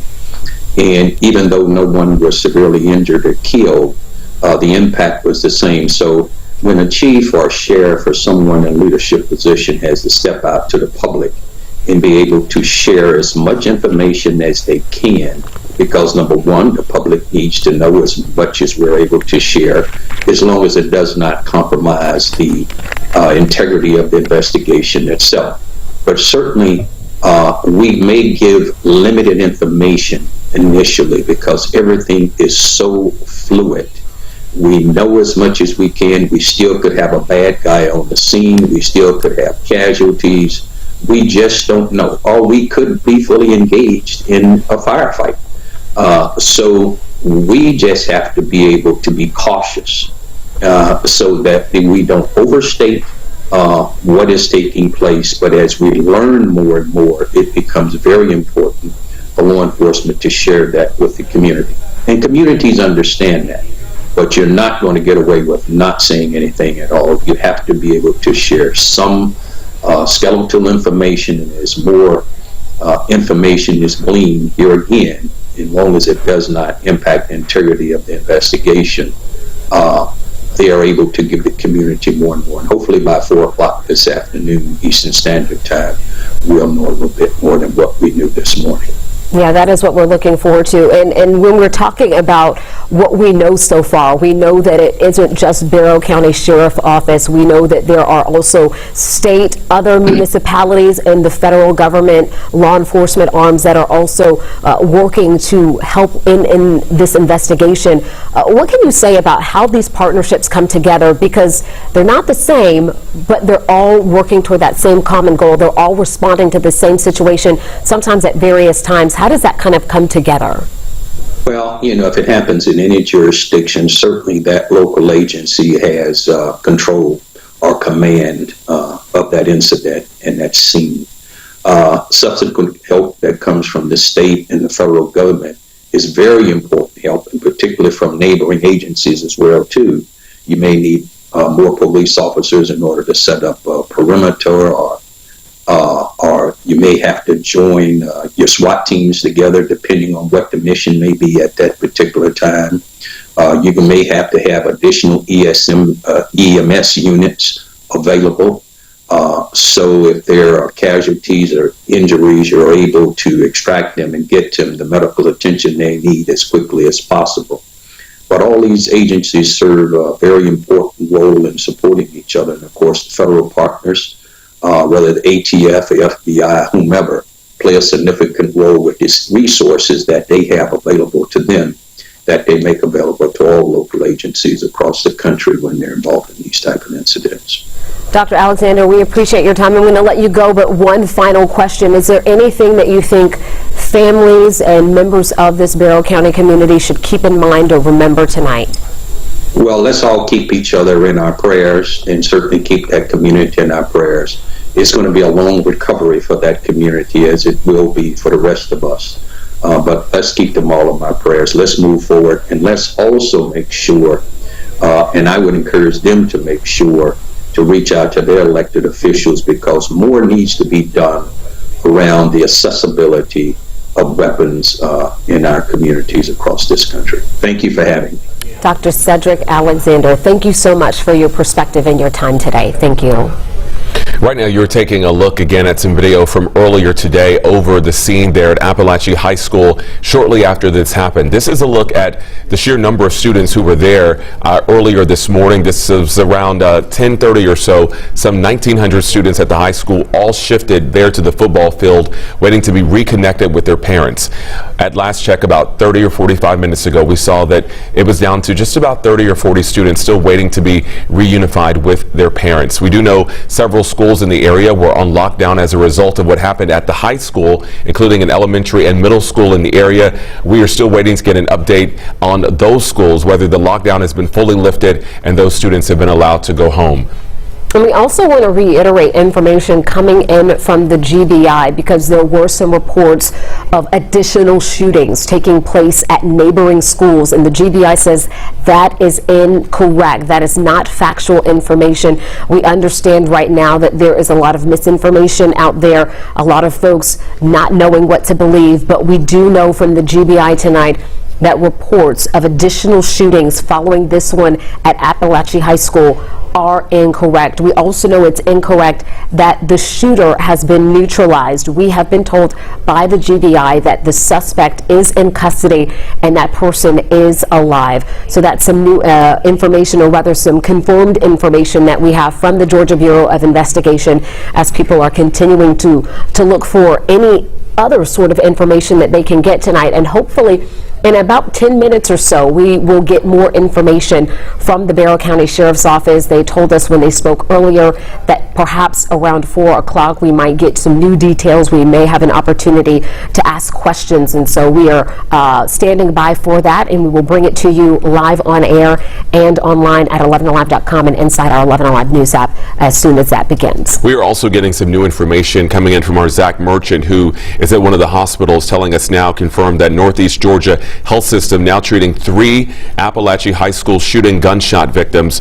2 are at the Northeast Georgia Medical Center Barrow location. Again, earlier he had told us it was 1, so now 2 at that Northeast Barrow location. 1 is at the Northeast Georgia Medical Center Gainesville location. We also know, according to him and the officials there at the hospital system, that 5 patients have been self-transported to Northeast Georgia Health Systems with what they're calling anxiety or panic attack symptoms related to the shooting. So again, these are not just people who were directly physically impacted, but I guess you could say impacted by panic attacks, anxiety, and just a lot of stress and worry that's happening right now. And these people having to take themselves or another loved one, taking them to the hospital as a result. And we've been talking this afternoon about the lasting effects, the mental effects of those who have witnessed this. We heard from our Cody Alcorn reporting, speaking with a parent, that their child saw blood and saw bodies in that school. And so these are ramifications that you may not think about right away, but we are seeing these ramifications play out as people are having to take other students who were a part of this and other people who were connected to this to receive treatment for, as you said, panic attacks and things of that nature. And something you don't think about sometimes, that, you know, just so many impacts, as Cody said, people who are just worried, they're fearful, they have so much anxiety, not knowing maybe how their loved one is doing in the hospital and how this is going to turn out. Again, we are expecting another update around 4 o'clock. So any moment now, in the next 5 or 10 minutes perhaps, from the sheriff and other law enforcement. We have been working our sources with the FBI and with other Georgia law enforcement trying to get more information, but until we can confirm information, we will not be bringing that to you, because as you said, Jennifer, there's a lot of misinformation out there. There's a lot of rumors out there, but we want to give you the very latest, and the very latest this afternoon and from the GBI is that we believe 4 people have been confirmed dead. Again, that's what they've confirmed, along with 9 in the hospital and possibly more who've been injured in some other type of way. And we are showing you images right now that we have from our 11 Live SkyTracker earlier in today, and you can see the sheer number of students who were evacuated from Apalachee High School, taken out to the football field there. And we understand from other visuals we've received later in the day that those numbers have dwindled down because they were allowing parents to be reunited with their students. We heard from our Caitlin Ross, who spoke with a parent who was one of the first out there earlier today, who was able to lay hands on his student, that they were doing a process by which they were checking IDs before students were allowed to leave campus with an adult. We've also heard from our other reporters, including Molly Oak and Doug Richards out there on the ground, that parents were parking and walking miles to try to get to the school just to see if their child was okay. So a lot of parents out there going to great lengths to check on their children and make sure they were all right after getting those initial reports from their students that something bad was going on today. As our Cody Alcorn also joined us a short time ago, he pointed out that this could take days to get to the bottom of some of these answers. Of course, there's the initial investigation, right? What happened, when it happened, but then again, if this was a young person, if this was a student perhaps, or someone affiliated with the school, how did they get a gun? How did they get, in this situation? Those are answers we may not have for some time now. Police want to interview, of course, victims. They want to interview family members. They even want to perhaps interview parents who are involved. And so there's a lot to get to, and that is why you are still seeing a very large police presence at the school. While a lot of the students have gone home and reconnected with their families, we still have seen dozens of law enforcement there on campus. And we have been told earlier by some family members out there on the ground that some of those students were being interviewed today, speaking with officials and investigators from the Georgia Bureau of Investigation as part of their efforts to figure out what took place here. Some of those students being kept on campus to answer questions about what they saw, what they heard before they were able to be released. So that is just one piece of this investigation that is already underway, speaking with those student witnesses and I'm sure staff members and educators on campus as well. We are expecting in the next 3 or 4 minutes, hopefully, to hear from the sheriff in Barrow County, hopefully get some questions answered and bring you that information. We will bring it to you live on air and online at 11alive.com and inside our 11 Alive News app as soon as that begins. But we are watching and standing by to see if and when that takes place. Yes, we will be right here as we get ready for our 4 o'clock newscast. We will continue to stay on top of this breaking news for the next couple hours or so as we are learning new information really every hour or so. Again, the GBI confirming 4 people dead, 9 hospitalized, transported to various medical facilities across the metro Atlanta region. We are working to get additional details. We have crews on the ground out at Apalachee High School. We have crews also stationed at various medical centers across metro Atlanta, and we will keep bringing you that updated information as well as from our crews here in the newsroom who are working sources, making contacts and trying to get that information confirmed for you tonight. The news continues right here on 11 Alive and on our 11 Alive News app and on 11alive.com.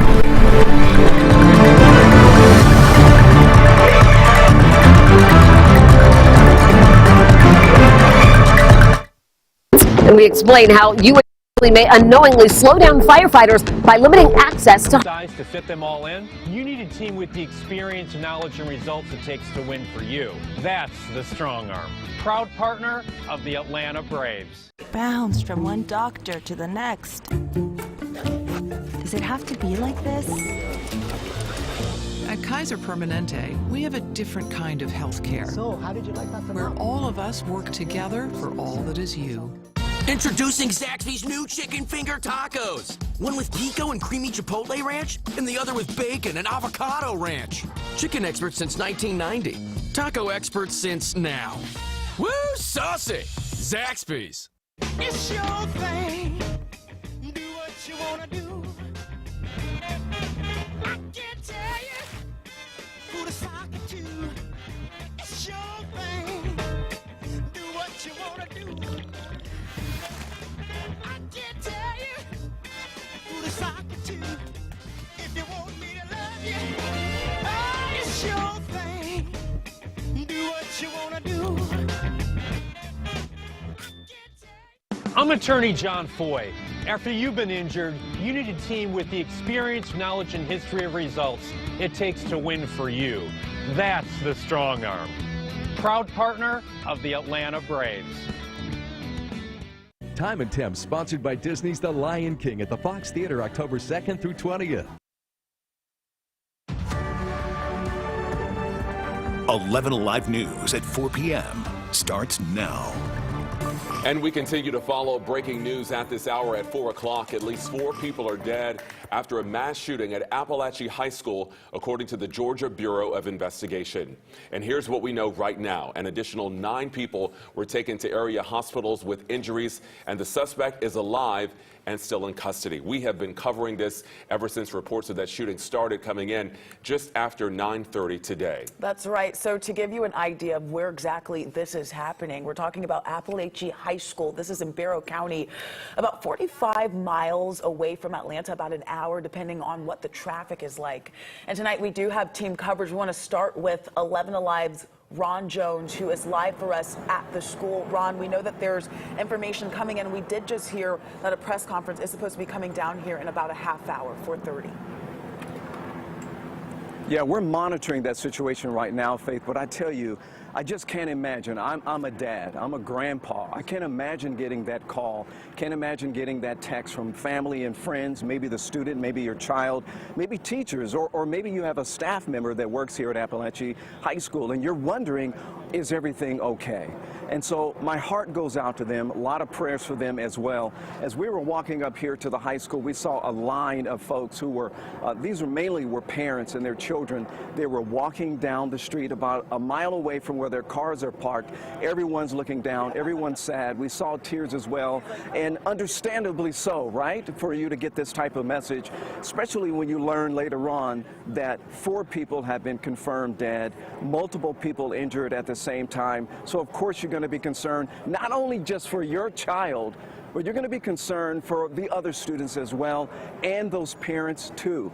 Now, let me just set the scene for you. Being a former law enforcement officer, I know that this entire high school is considered a crime scene. So there's a heavy police presence behind me. They have to go from room to room, process each room. I don't care if it's a classroom or if it's a custodian closet, they still have to process the entire high school before they can actually continue with their investigation. We have live team coverage right now. Molly Oakes, got here just moments after those shots were fired. Molly, what can you tell us?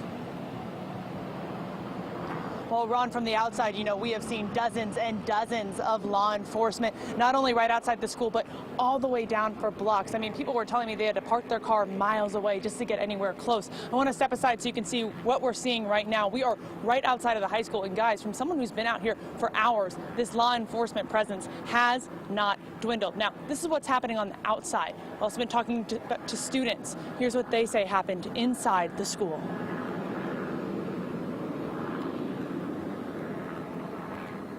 I heard like screaming and the police officers like, get down, put your hands on your head.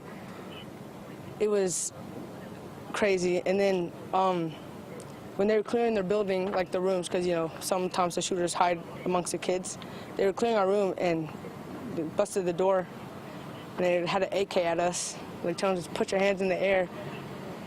It was really crazy. You just never know what's gonna happen. What was going through your head when all that happened? I thought I was gonna die, and I was gonna go to the bathroom right before it happened, and I'm so glad I didn't, because I would probably be dead right now if I did. There are so many questions still surrounding this, so many unanswered things that people are waiting to hear. Now, some of those questions that parents wanted to hear is just, is my kid okay? Can I take them home? Now, they're starting to get those answers now, but they're still asking me, how did this happen? Why did this happen? Who's behind this? Those are what we're still working to learn right now. The GBI did just confirm with me that there will be a press conference in about 30 minutes that should give us a lot more information. Ron. Okay, and we're going to be on top of that. By the way, I just can't imagine if you're 14, 15, 16, 17, 18 years old, and you have to see what you saw and hear what you heard as well. As we pointed out, there were some folks who were injured. Right now, we're going to go to Erica Murphy. She's live right now at Grady Hospital, where one person has been taken there. Erica. That's right, Ron. As the afternoon wears on, we're learning more and more details about this shooting at Apalachee High School. I'm here at Grady Hospital, where we know at least one of the victims from this high school shooting has been brought. Now, we do not know the condition or the extent of the injuries of the person who was brought here, but around 1:30, I did see more medevacs that landed here at Grady. Earlier, I saw 2 GBI agents pull up in gray Chevy Tahoes. I went over and I spoke with one of those agents who confirmed that they were there to see the victim who'd been brought here. Now, just before we went live, I would say maybe about 20 minutes before we went live, those 2 GBI agents that I spoke of earlier, they did leave the hospital, so I think they got what they needed from that victim.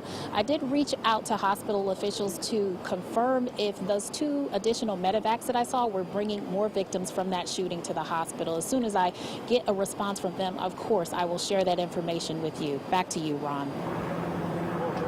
All right, Erica, thanks a lot. By the way, Zach Merchant right now, he's at Northeast Georgia Medical Center, where another victim has been taken there. Zach, what can you tell us? Well, Ron, you're right. We are in the Winder location of the Northeast Georgia Medical Center. You can see it behind us. And just in the last roughly 45 minutes, we got an update from a hospital system spokesperson. This is what he tells us. There are now 2 gunshot victims from today's Apalachee High School shooting being treated here at the Northeast Georgia Medical Center Barrow location. That's up from 1 victim just a little while earlier today. The spokesperson says an additional 3rd victim is being treated at the Northeast Georgia Medical Center's Gainesville location. That location is a level 1 trauma center. Good news here, though. The spokesperson says all 3 of the victims being treated within the Northeast Georgia hospital system have non-life-threatening injuries. Now, right across from the hospital, in the parking lot where we are standing, is an auto shop. And in that auto shop are 2 young men. They just turned 18, Ashton Hopkins and Christian Kinna. Both of them just graduated from Winder Barrow High School, which is another local Barrow County high school. They were also, that high school, on lockdown earlier today as a precaution. There was no active threat there, but both Hopkins and Kinna say they know plenty of people in the Apalachee high school community. Here is a little bit of what they told us this afternoon. I hope I don't see anybody's names that I know or recognize on that list, and I'm hoping, you know, the people's families, and just because whenever stuff like this happens, there's a domino effect, you know what I mean? It's just more bad. Because me personally, when stuff like this happens, it makes me scared for my own security, knowing that this could happen to just anybody at any time, no matter what. This just makes me scared for, number one, America's future, number two, the general public at the moment. And you talk about just what a close-knit, small community this is. Christian says he's got a younger sister who is still at Winder Barrow High School. She was on lockdown herself today. Christian says she's all right, but it's hard to imagine just how scary, how terrible that situation would have been for her. And the hospital spokesperson, he says they're seeing the impacts of that as well. In addition to the 3 gunshot victims they're treating, he says the Northeast Georgia hospital system has seen 5 patients check themselves in with what he says are anxiety or panic attack related symptoms related to today's high school shooting. For now, we are live in Winder. Zach Merchant, 11 Alive News. All right, Zach, thanks a lot for the update there. I can't imagine going from 0 to 100, that stress level there, especially these young kids as well. So stand by, everyone. Our team is going to be standing by here. We're going to have an update from GBI at 4:30. They're going to have a press conference because we want to know who's behind the shooting, what is the motive for that shooting, and we'll bring you the very latest coming up here as soon as we can. Back to you guys in the studio. We are all waiting for those answers. Ron, before you go, I do want to ask you this. We're going on now 6 hours since those first calls came in about the shooting. We can see behind you a pretty significant police presence. Earlier today, it was just incredible the amount of law enforcement there. Can you describe sort of the scene still there tonight? Are you still seeing parents, a lot of law enforcement? What's kind of going on around you? Well, you know, you can't see behind me, but we did see a train of parents who were walking down the street trying to make their way back to the car.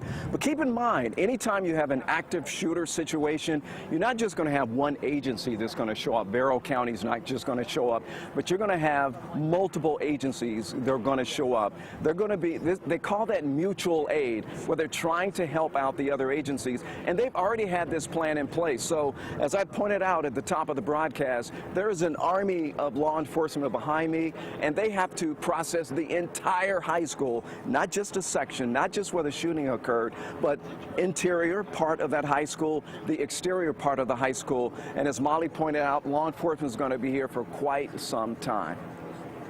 Exactly what the sheriff said. Our Ron Jones, thank you so much.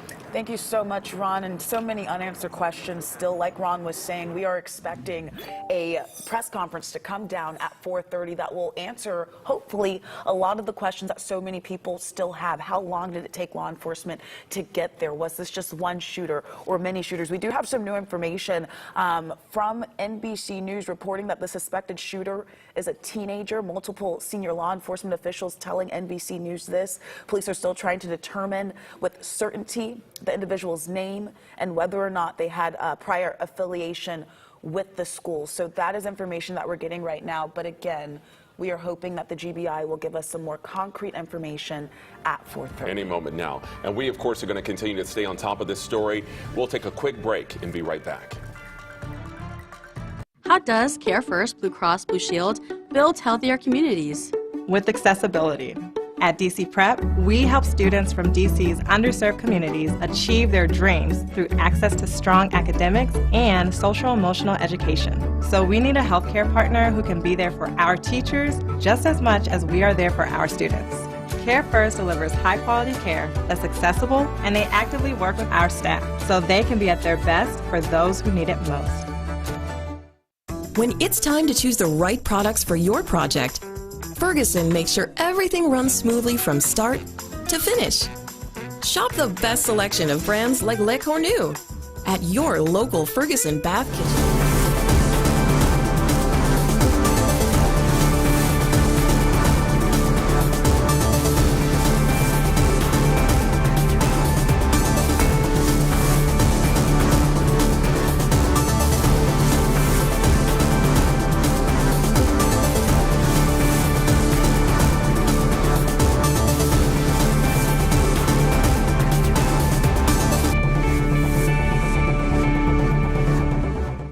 This is a WKYC Plus breaking news alert.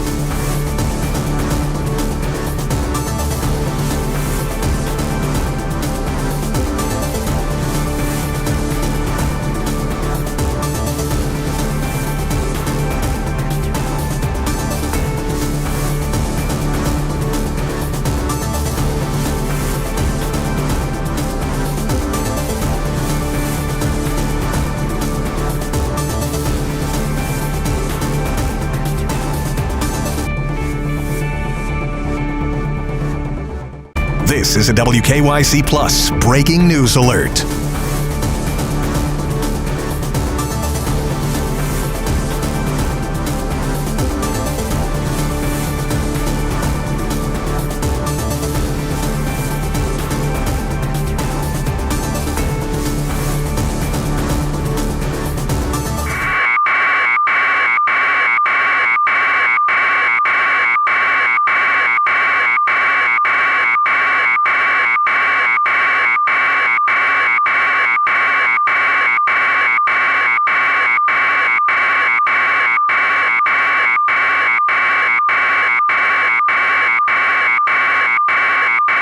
Shooting that happened today at a high school in Winder. This calls of shots fired coming in at 9:30, so we are over 6 hours now since this happened, and we have live team coverage for you. We've been covering this since it broke down.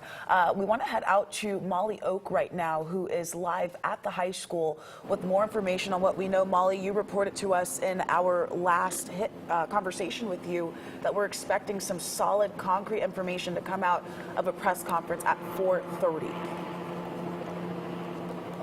Yeah, guys, so just a few minutes away from that, I actually see that press conference getting set up just about a block down the road from me. As you can see, I'm in front of the high school. But, Faith, I heard you talk about that it has been 6 hours, and I want everyone to really sit with that time for a little bit.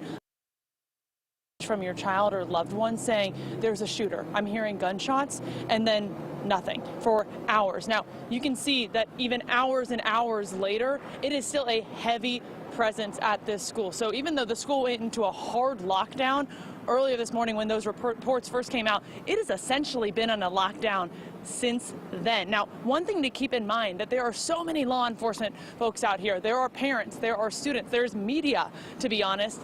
It is hard for any kind of text messages, phone calls to get through. So add that to the level of stress that parents and loved ones are feeling right now just trying to get to their kids. Not to mention, you've got a shooter in the school. Now, kids that were inside were telling me once they heard the gunshots, after things had kind of calmed down a bit, law enforcement was coming in, directing them out into the football field. Now, parents were telling me that their students that actually heard or potentially saw something had to stay out on the field and be interviewed by the GBI. So while parents or loved ones, sometimes even neighbors, came to check on their friends' kids just because they were closer or able to get to the scene faster, they said those kids, they were able to talk with them, touch them, give them a hug at least, make sure that they are physically okay, maybe not mentally because of what they've been through, but then that those kids that either saw or heard something, these parents are telling me that the kids had to stay out on the football field while the GBI interviewed them. They said it could take a couple of hours. Now, you talk about the mass amount of law enforcement. I want to talk about the mass amount of parents that initially showed up. We have been on this scene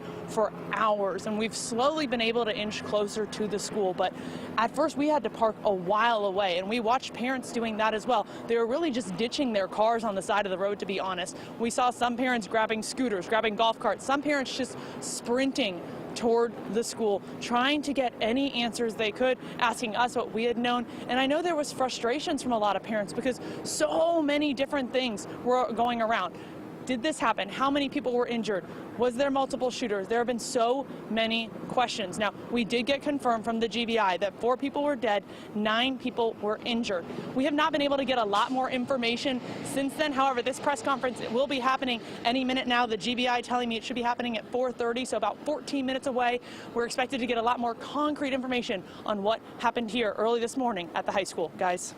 Molly Oak, live for us. Molly, thank you so much for staying on top of that. A lot of unanswered questions, as she was just saying, about 14 minutes away from that press conference. And when they bring it, we'll make sure to bring it to you live on air. All right, we're going to take a quick break from this breaking news and go over to our chief meteorologist, Chris Holcomb, for a look at our weather impact forecast. And we've been watching those weather conditions today, really with that cool air in our area. Still dry, sunshine mixing in with a few clouds.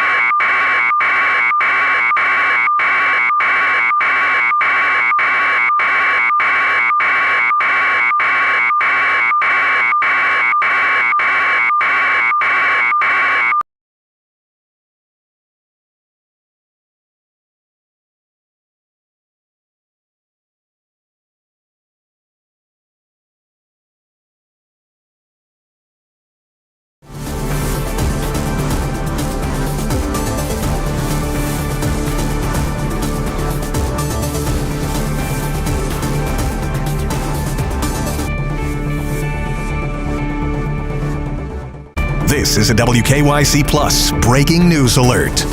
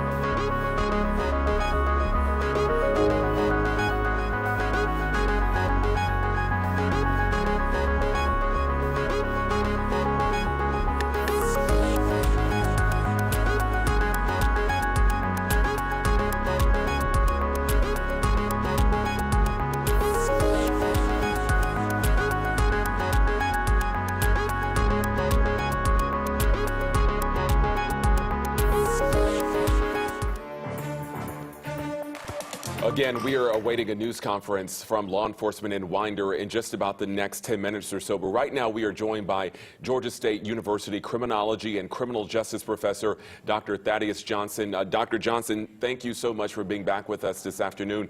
We know when we saw all this unfold, GBI, law enforcement from all across Georgia responded. I want to ask you, how exactly is law enforcement trained to respond to these types of mass shootings at schools in particular? Yes, thank you for having me. You know, the scene is really chaotic, and the police training and response can be scary and often look cruel. But what the initial responding officers, their job is to, in an active shooter response, to stop the threat and prevent further loss of life as quickly as possible. And your secondary officers and command staff, once they arrive on the scene, they help secure the perimeter, and set up the staging areas for the media, for the victims, for EMS. We don't wait for SWAT teams. Some agencies have officers who are specially trained in this, and they may be available, but generally you have this overall training where the officers, they move toward the sound of the gunfire and neutralize the threat. They're going to bypass victims. If they see wounded on the ground, their job is not to render aid. Their job is to move forward and take care of the threat, whether through apprehension or through deadly force if necessary. Let me ask you this. We know that law enforcement has been on the ground since, 9:30 this morning. We're coming up almost on the 7th hour, and we know that law enforcement is expected to be there for hours on end. Can you talk to us a little bit about when these things happen? What does that investigation look like from the moment they get that call to the moment that they're able to wrap up, pack up that tape, and head home? No, there's a lot of moving parts. And so first, yes, you're going to make sure you secure the threat. Then you have to triage the injured and have those staging areas. But you also have to secure the crime scene to make sure that the crime scene is not contaminated. You often see students coming out with their hands up and staff coming out with their hands up. This allows officers to look for weapons to see if anyone is injured. And mind you, it's a fluid situation. They are not sure who's a threat still, who's a victim still, and so they're still figuring these things out. And that's why you see sometimes students and staff still even there on the football field being interviewed and debriefed by law enforcement. Then you're going to have follow-up investigations where you take statements from the perpetrator's family, where you start looking at perhaps their social media, where you start taking canvassing the neighborhood. So there's going to be a lot of moving parts. You're going to have TBI, you're going to have GBI, you're going to have perhaps the FBI and local authorities. And so it's so important that agencies train together, they communicate together, and that these have these plans in place before these events actually happen, because you have a lot of moving parts, a lot of personnel, and trying to render aid and make sure that people are safe. It can be rather chaotic. Dr. Thaddeus Johnson, we appreciate your perspective for us. Thanks so much for joining us this afternoon. Thank you for having me. All right, 11 Live's Grace King is joining us now from the newsroom. So, Grace, we've seen a lot of movement, not just here in Georgia, but nationally, a lot of statements from local officials and politicians. This is certainly prompting a national conversation. Right. We've heard from politicians here in Georgia and across the country expressing their sympathies for the families and students involved. Take a listen to Vice President Kamala Harris and Attorney General Merrick Garland. This is just a senseless tragedy on top of so many senseless tragedies. And it's just outrageous that every day in our country, in the United States of America, that parents have to send their children to school worried about whether or not their child will come home alive. I'm devastated for the families who have been affected by this terrible tragedy. The Justice Department stands ready to provide any resources or support that the Winder community needs in the days ahead. And in the last half hour, we heard from former President Donald Trump as well. He posted on Truth Social that our hearts are with the victims and loved ones of those affected by the tragic event in Winder, Georgia, and that those cherished children were taken from us far too soon by a sick and deranged monster. Grace, thank you so much. This is a very hard story to report on. In about 3 minutes, we are expected to get a press conference. We'll continue to stay on top of this story throughout the evening. You can download the 11.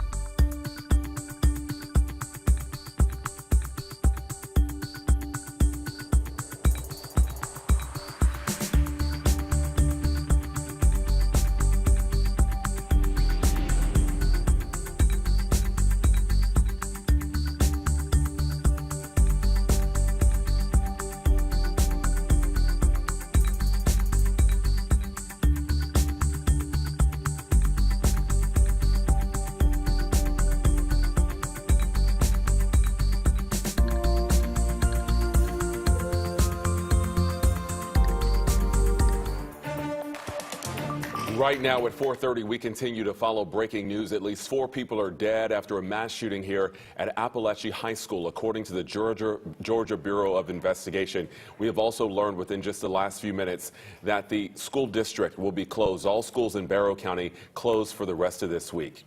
Also, here's what else we know right now. An additional 9 people were taken to area hospitals with injuries in addition to those 4 deceased that we mentioned, and the suspect is alive and in custody. We have been following this ever since reports of the shooting started coming in.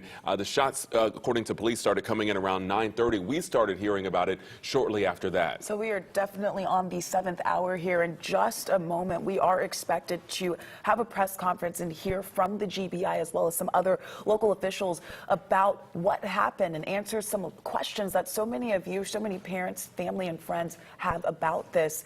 And to give you an idea of where this is happening, this is about 45 miles outside of Atlanta in Winder, Georgia. That is Barrow County.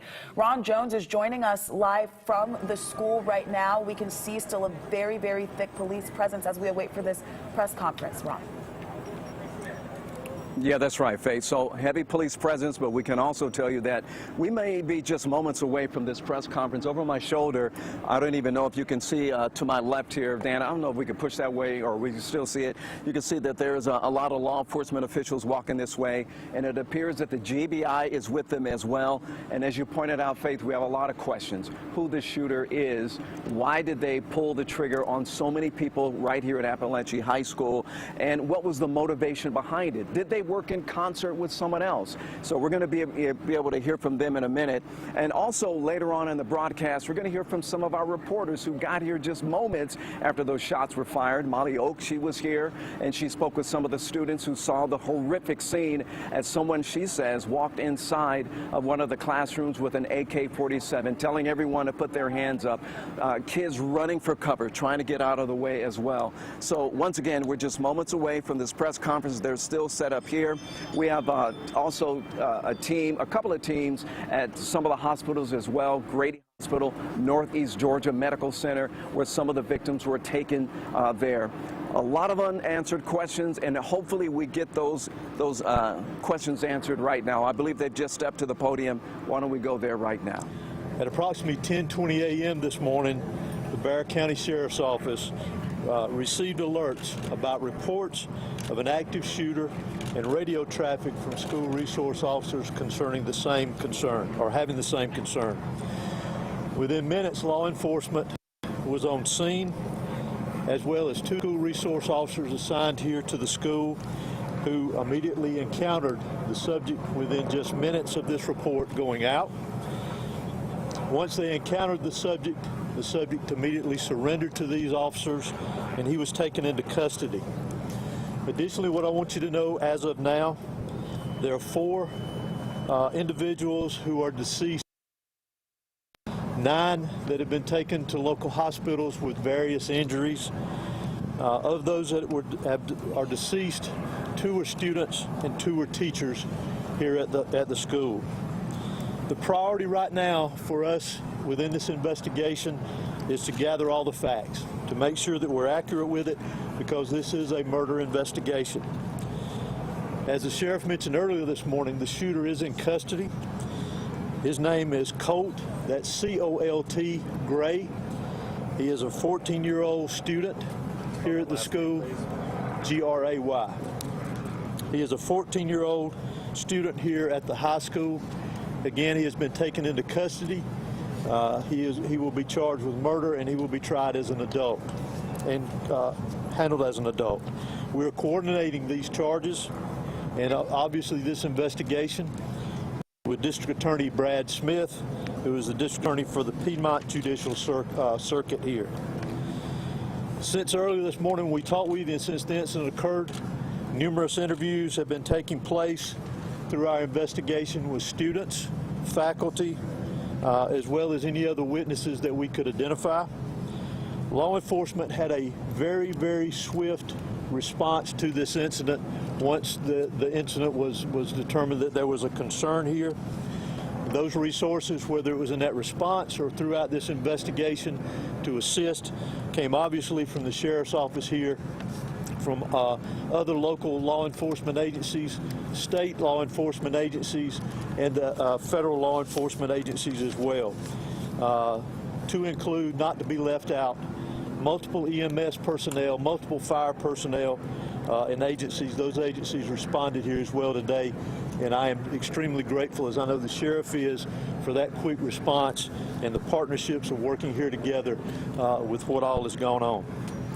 Currently, from the investigative perspective, we have crime scene agents and other special agents from the GBI, from close to a dozen of our different work units from across the state that have responded here today to work on this investigation, again, collecting evidence, conducting interviews, and so forth.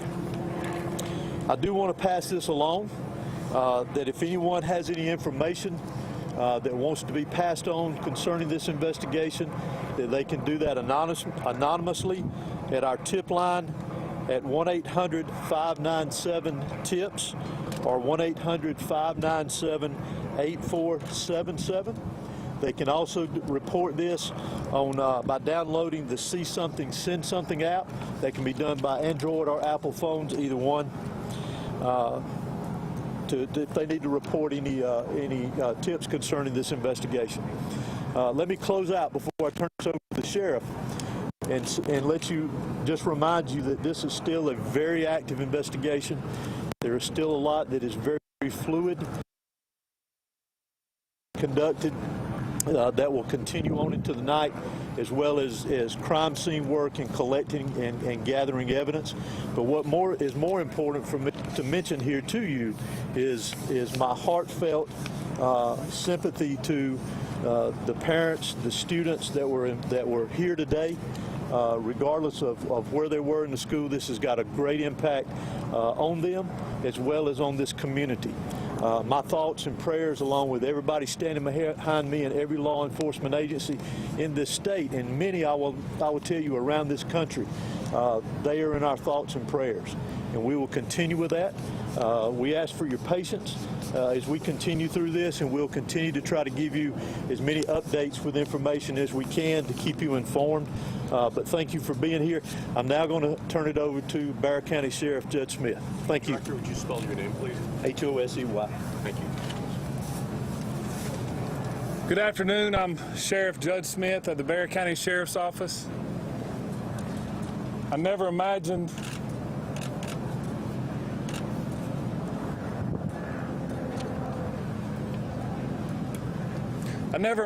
that I would be speaking to the media in my career over something that happened today, the pure evil that happened today. I cannot thank the people behind me for the support they give me today, to give this office and give this staff. This hits home for me. I was born and raised here. I went to school in this school system. My kids go to this school system. I'm proud of this school system. My heart hurts for these kids. My heart hurts for our community. But I want to make it very clear that hate will not prevail in this county. I want that to be very clear and known. Love will prevail over what happened today. I assure you of that. It is very early as to what happened. Governor Kemp reached out to me and has provided me every single resource that he has to make sure justice prevails. I don't know why it happened. I may not ever know. We may not ever know. But I ask that you and our community lift up our schools, lift up our public safety, and that, again, we do not let this hateful event prevail as to what happened today. I want to thank the surrounding agencies and counties and cities and state and federal authorities that have come and provided us, because they prevented a lot of more tragic events from happening. Continue to lift up these families, continue to lift up our students and our kids, and know that love will prevail. At this time, I'm going to ask Dr. LaDuff, our school superintendent, to come and speak on behalf of the school.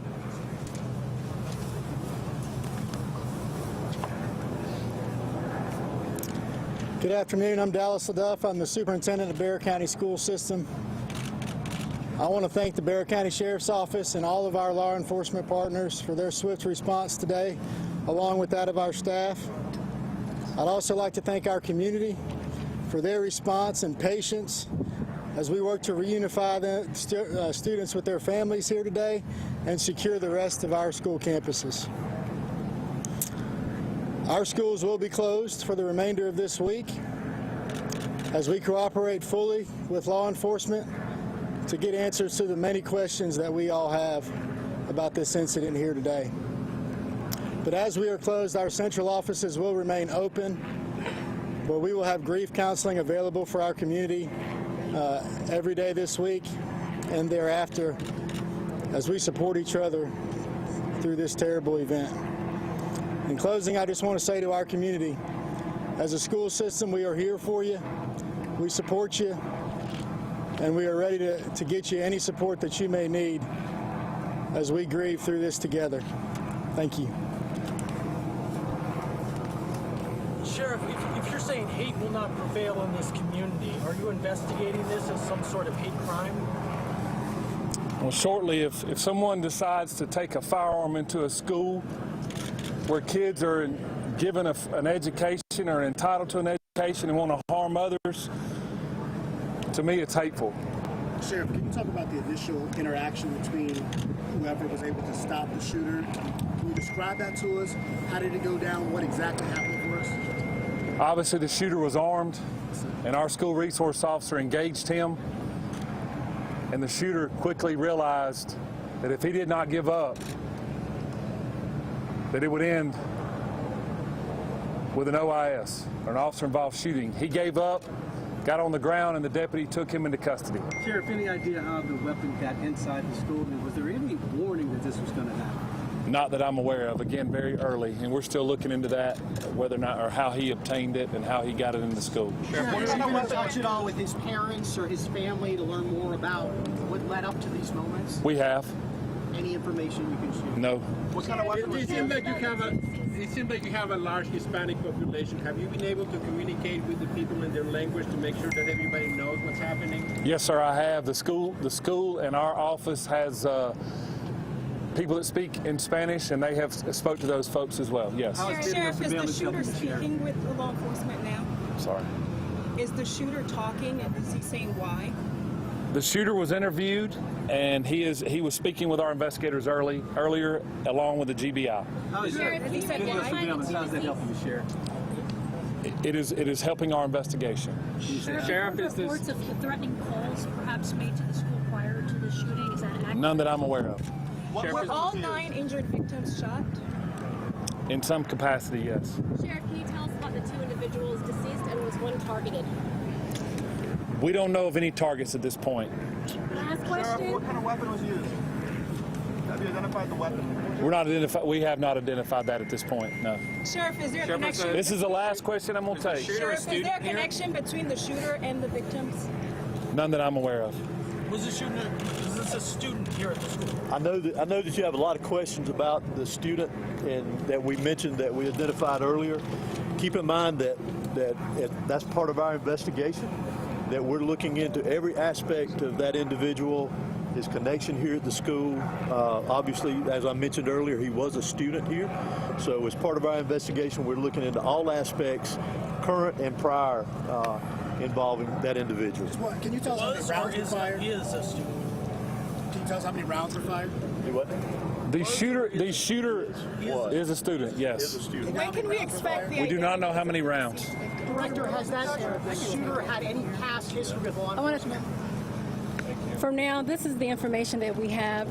It is an active investigation. I assure you we do plan to come back out here in a couple of hours. Please make sure you're following the GBIX page. That's where we're going to be putting the updates. If there's anything that's new, we'll make sure that we share that information. It's still very early. Investigators have a lot of work to do. We appreciate your patience. Do expect another in-person news conference out here in the next few hours. Monitor the X page, and we will be sure to update you accordingly. Thank you. And that's the on x.com. Yes. Thank you. Thank you. All right, you were just there listening to a live news conference. We heard from the GBI, the sheriff, also the superintendent there in Winder and Barrow County, answering some questions that have been up until now unanswered. We have now confirmed that 4 people are deceased, 2 students, 2 teachers, and also 9 other victims shot in some capacity right now in the hospital. And we do know a little bit more information